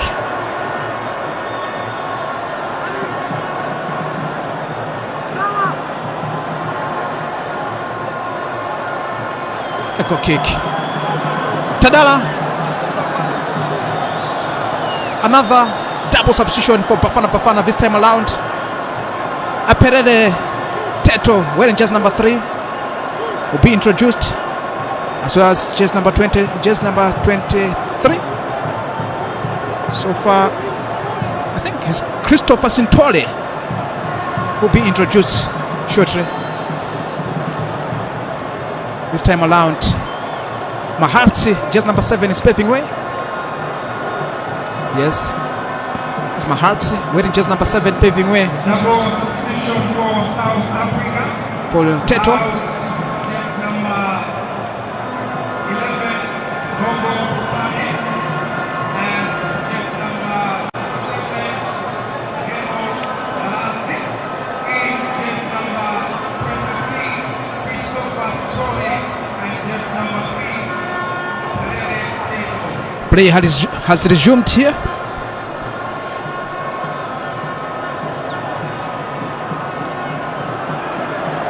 Oh, he has to be careful. Pipe there, he almost lost it. Offside. Zidat Yankoma. Has to be. Tadala, 75 minutes gone this afternoon.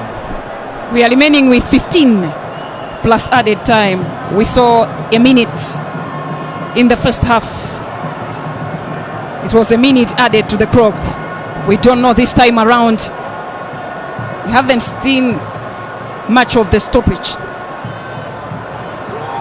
If it's gonna be a lot, it will be 3 to 2 minutes of added. Still 0-0. Pressure to Malawi. The next fixture is away. So if you don't get it at home, it has also a strong message. Let's wait for the 14 minutes plus added. If you're just joining us, welcome to Bingu National Stadium, where we are giving you this live coverage between the Flames of Malawi against South Africa's Bafana. This afternoon, you are with me, Hanke Chintengo. I'm not alone. I'm joined by my colleague, Tadala Manda. I hope you are enjoying this game wherever you are watching us from this afternoon. as Bafana Bafana now are launching an attack, but easily into the palms of the goalkeeper George Chikoka, 2024 best goalkeeper in the Super League. He plays his club football for Silver Strikers, the Central Bankers, one of the teams based here in Lilongwe.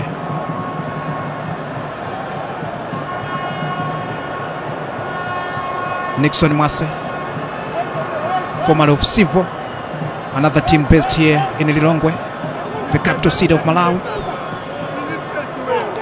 Wisdom Pinganjira, who plays for Wanderers, a Branta based team.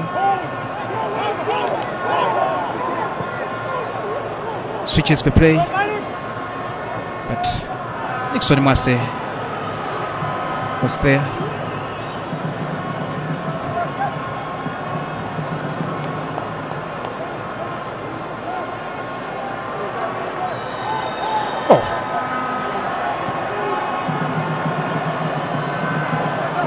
Kanjira, yes, he is tall. Wisdom Pinganjira to Lung, Alon Chawanangwa, Alon back to Lung. Wisdom, the Flames are trying to build from the back. The captain pipe to Mwase.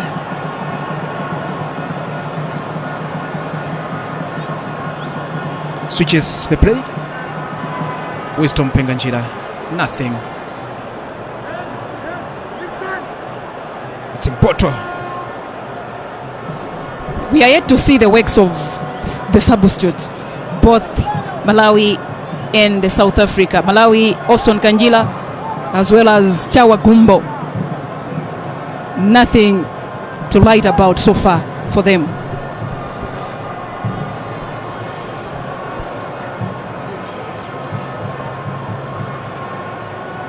Too much for South Africa, so it's George Chikoka who is telling his boys to move forward.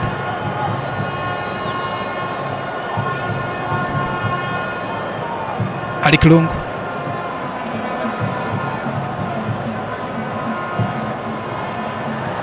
Zelia Tinkoma. Oh, I don't think he was passing. Austin Kanjira, a Malawi Defense Force soldier who plays for Kamuzu Barracks.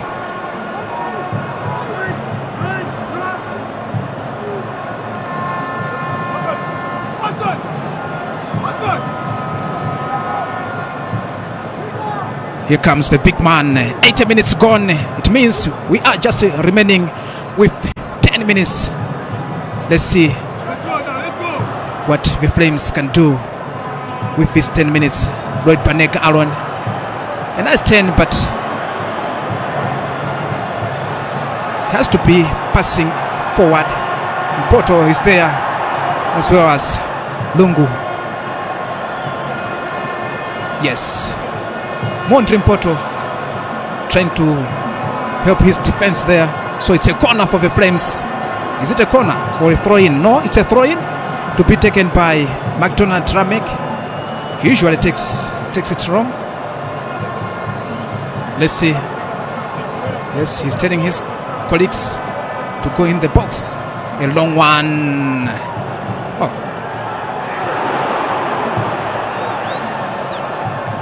I think miscommunication between Wisdom Pinganjira and Oswan Kanjira. He is in pain, Wisdom Pinganjira. I think fatigue is also catching up with him. There was miscommunication there. Peter Mponda, Kalisto Pasua, Pritchard Mansa, coaches for Malawi, sharing some ideas.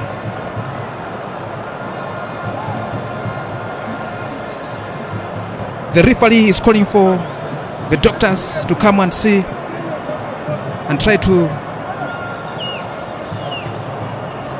Oh, there was a collision there between Wisdom and Zelia Tinkoma. Tadala, still 0-0 here at Bingu National Stadium with almost 9 minutes. We can say 8 minutes to go. Flames former captain is in the clouds wearing a hood. CJ John Banda. Christopher John Banda, formerly of UD Songo. He played away in Mozambique for 7 seasons. He's back now playing for Blue Eagles, working with the Malawi Police Service with his son Sean Banda, watching the match. Maybe the future is still the future is bright. Anyway, 7 minutes to go, Hanke. We are still waiting. If any team gets a goal, it will be a winning goal. You think so? Yes. If any team gets a goal, if it's Malawi getting a goal, then the victory belongs to Malawi. So too, if South Africa gets a goal, it's going to be victory to them. 7 minutes. They have played 83 without any goal. Even that of an offside goal. Nowhere to be seen. Nowhere to be seen indeed. It's now the Flames. What a 10 by Wongane.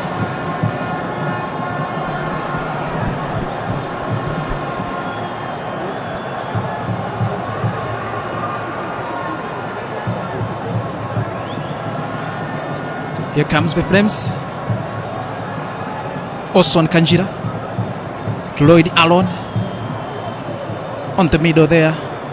But from the back now, Ali Klungo. Wisdom Mpinganjira.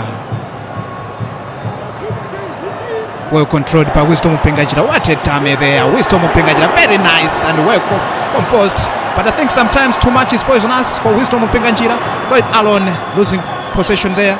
A counter attack by Bafana. They are now attacking in numbers, but George Chikoka is telling his boys that don't worry, we are covered here at the back.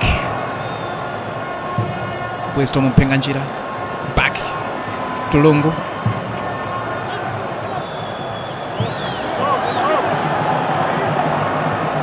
It's a big man now.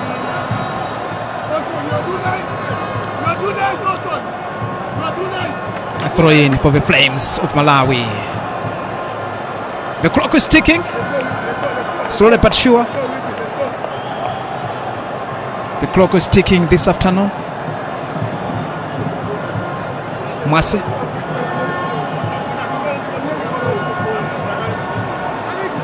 Has been solid at the back, as well as Maxwell Pipe. They have managed to contain the South African striking force.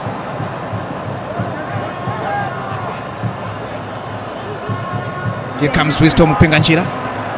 Malawi now on the counter attack, but depossessed. A free kick there. Chawanangwa Gumbo is not happy, but he has conceded a free kick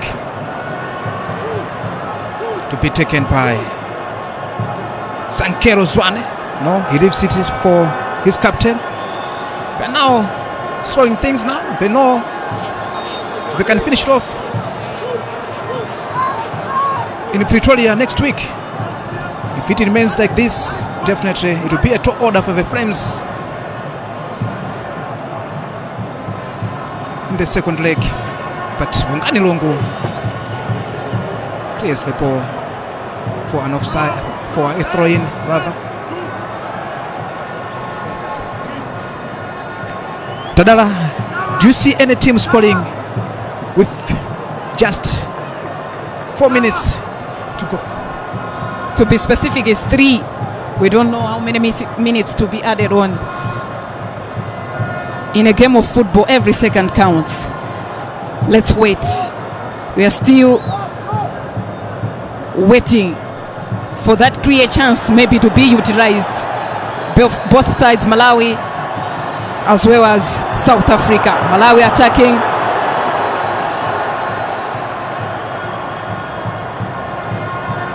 sometimes it's not selfish for the ones playing in wings. We're talking about Wisdom Mpinganjila. They don't see their prayers. Wisdom is good. A chance for Malawi. The home fans are appealing for a penalty, but the referee says it's a corner. Corner number 4 for the Flames. Peter Mponda is not happy, even Richard Massa as well as Kalisto Pasua. The referee from DRC, Numbi Kibongo. Let's see there. It was Wisdom Mpinganjila. He managed. Oh.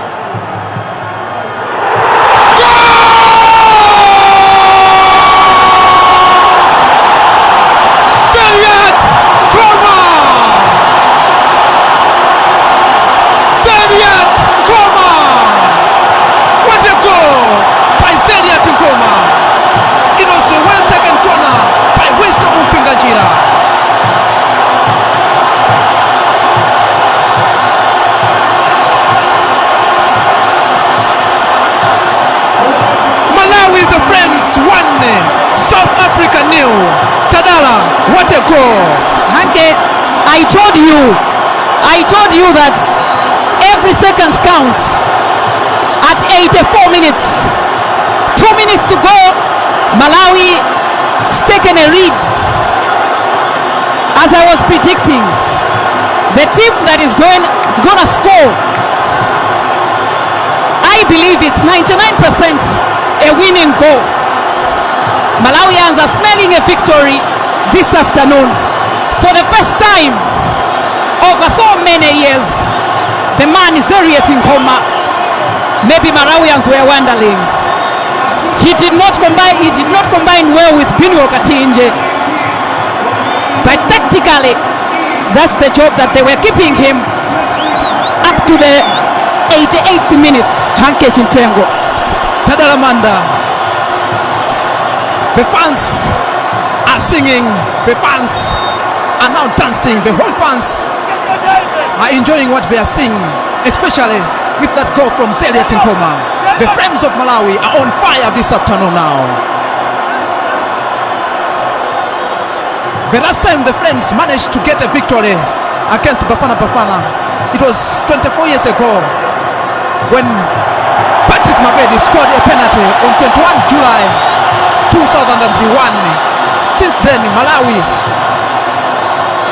has never beaten Bafana Bafana. Maybe today is the day which Malawians have been waiting for.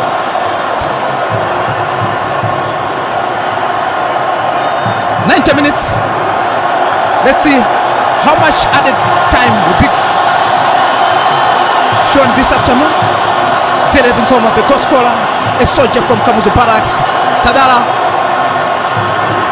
Malawi is on fire this afternoon, especially this dying moment. Allow me to use the Chichewa language, because if I say they will sleep outside, it won't make sense to a lot of Malawians.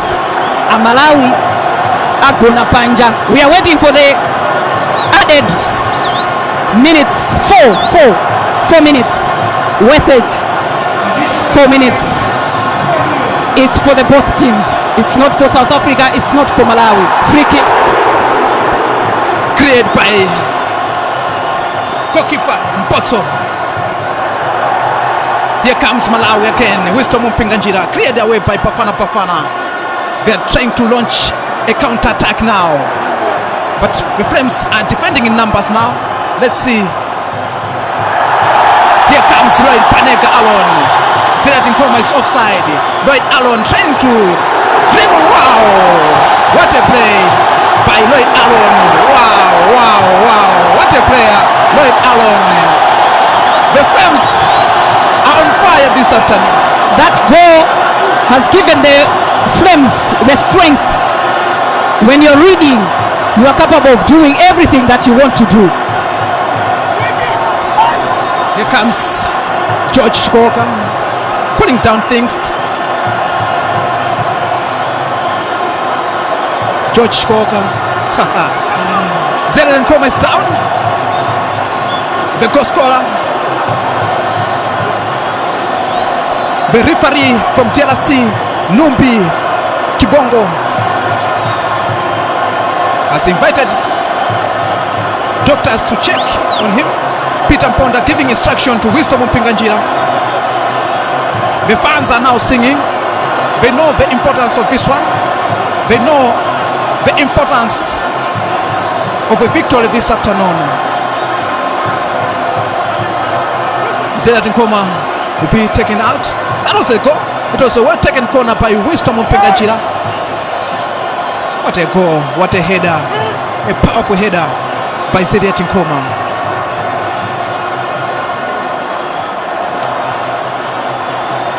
Most painful goals are scored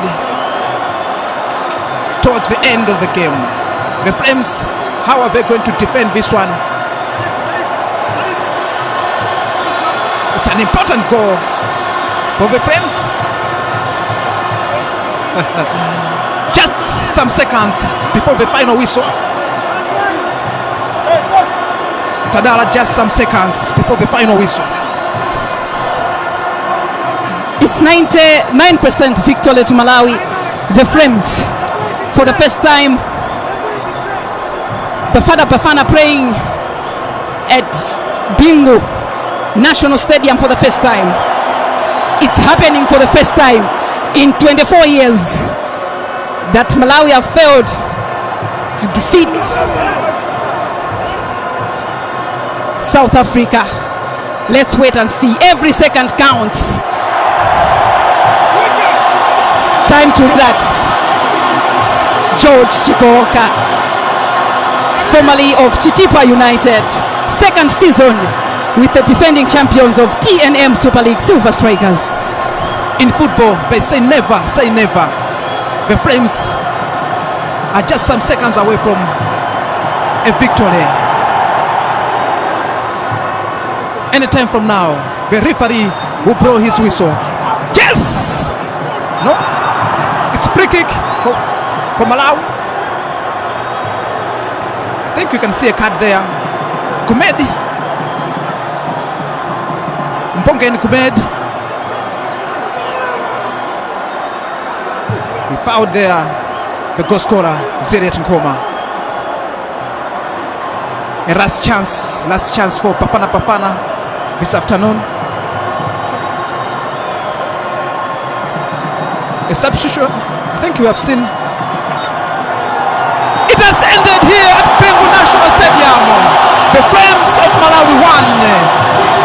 Bafana of South Africa nil. A goal scored by Zedat Nkoma. Tadala Manda. 88th minutes goal by Zedat Nkoma. It's given out Malawi a victory. 3 May 2025. Who doesn't want to be in history books? The scorer, Zedat Nkoma. Malawi, we could say, a well-deserved win.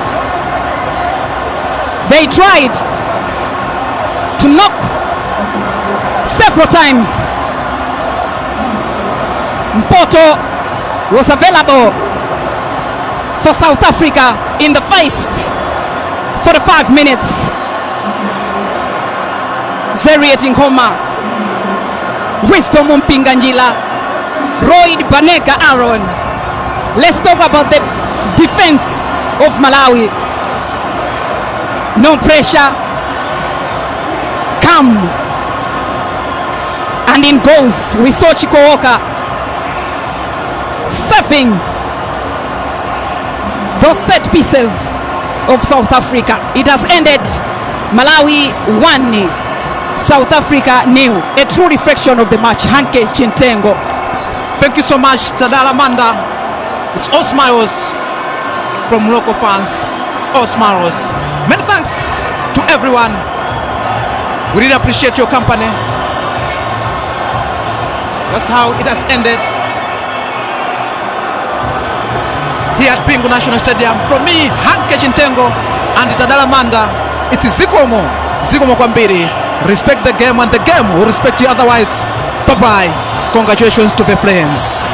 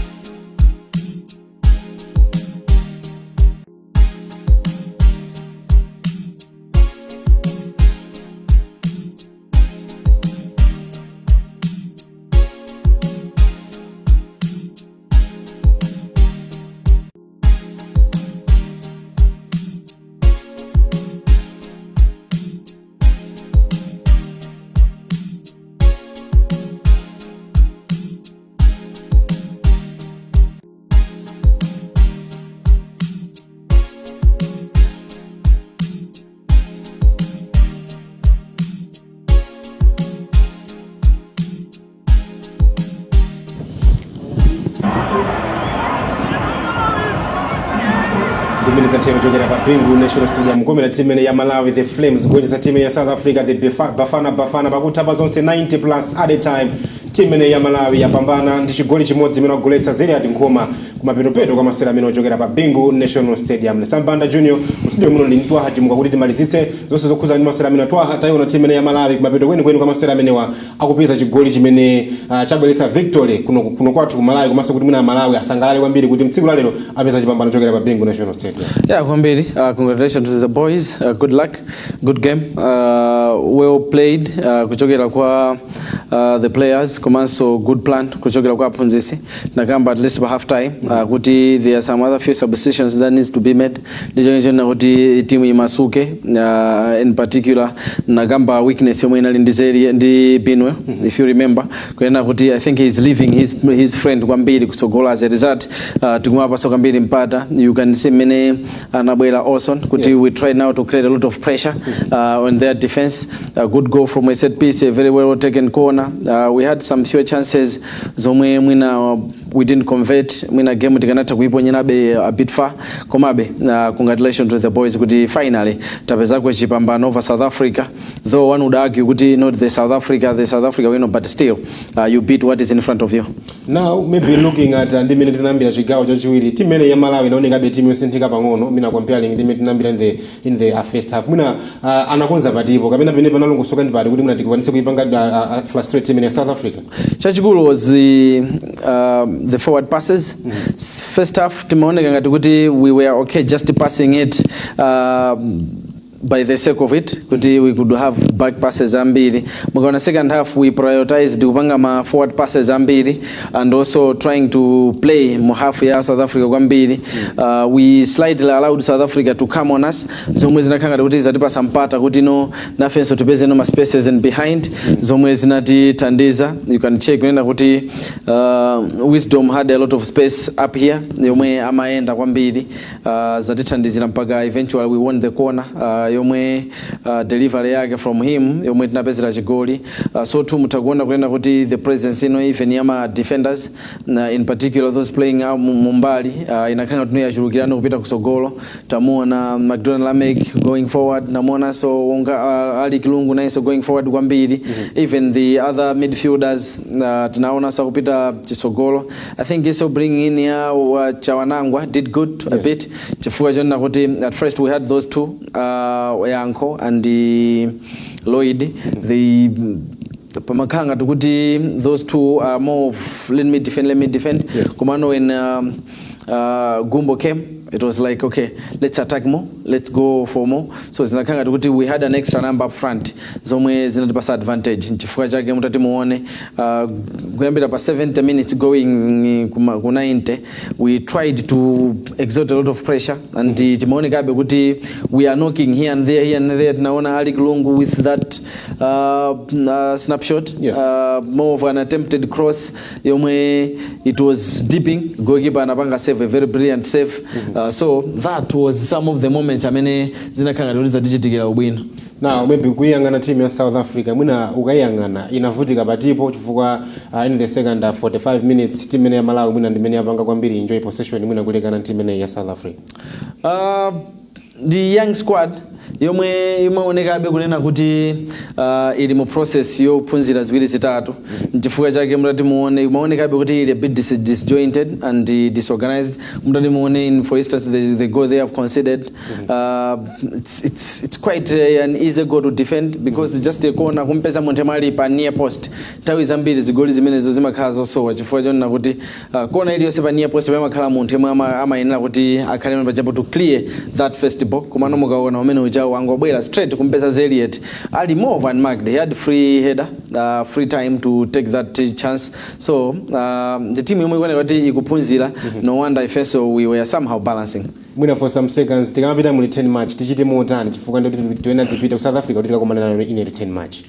Tisapite ndi timaona kuti tichigoli zitaukati panga affect koma tipite ndi timaona kuti this game ended goalless or kuti mwina wake it is them who scored kuti if we are behind and now we are chasing the game titakupita ndi njala yabwino kuti let's go for it. Koma tikapita ndi timaona kuti we have a goal zitaukati vuta chifukwa chona kuti titaona let's defend. As a result akakhala ndi home ground advantage. Let us also be honest here and that they know how to support the nasi here.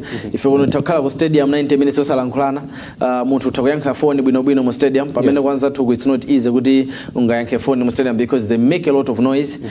Ngakhale kunena kuti somehow tikatenga ndi magame awiri amene yes from the plus this one ndi yachitatu yomwe South Africa asewera you can tell kuti they are not a good team at home. So titakutengera with that kuti an advantage kuti mwina titakugwirisira ntchito mwayo osewera iwo kwawo kuti they are going to be under pressure komano ifenso we just need to go for it. Chabwino kumeneko kuyankhula kwa Twaha Chimuga amene nali naye mu studio muno kunikira limodzi okhuzana masera amenewa apakati pa timu ya Malawi the Flames komanso timu ya South Africa Bafana pakutha pa zonse zakomera timu ya Malawi the Flames chigoli cha ziri ati nkhoma chimene chabwera pa 87 minutes za chigawo chimene chachiwiri kuti timu ya Malawi yimbe olire kuti yapambana pamwamba pa timu ya South Africa. Next one it will be an away match kumene tikhati kuma timu ya South Africa in a 10 match kuti tione kuti zikhale zikuyenda motani kuti Malawi kwanise kupita kumene kupanga qualify ku CHAN 2025 mpikisano umene ukhala uchitika maiko a Kenya, Uganda komanso Tanzania. Feso ndimetamalizira live coverage yathu yokuza ndi masera amene pakati pa timu ya Malawi komanso timu ya South Africa. Tokoze kuli konse kumene mationera nsanje mpaka na chitipa nkhotakota mpaka na nchinji komanso mwina kunja kwa dziko lino kumene mationera. Ine ndi Sambanda Juno tokoza aliyense amene anayikapo dzanja lake kuti mwina timalize komanso kupatsani masera amene wapamwamba kwambiri kuti tione kuti zaenda mota ndimene zathera pakutha pa 90 minutes Malawi 1 timu ya South Africa 0. Ine Sambanda Junior pirizani kuona program osatira. Bye bye for now.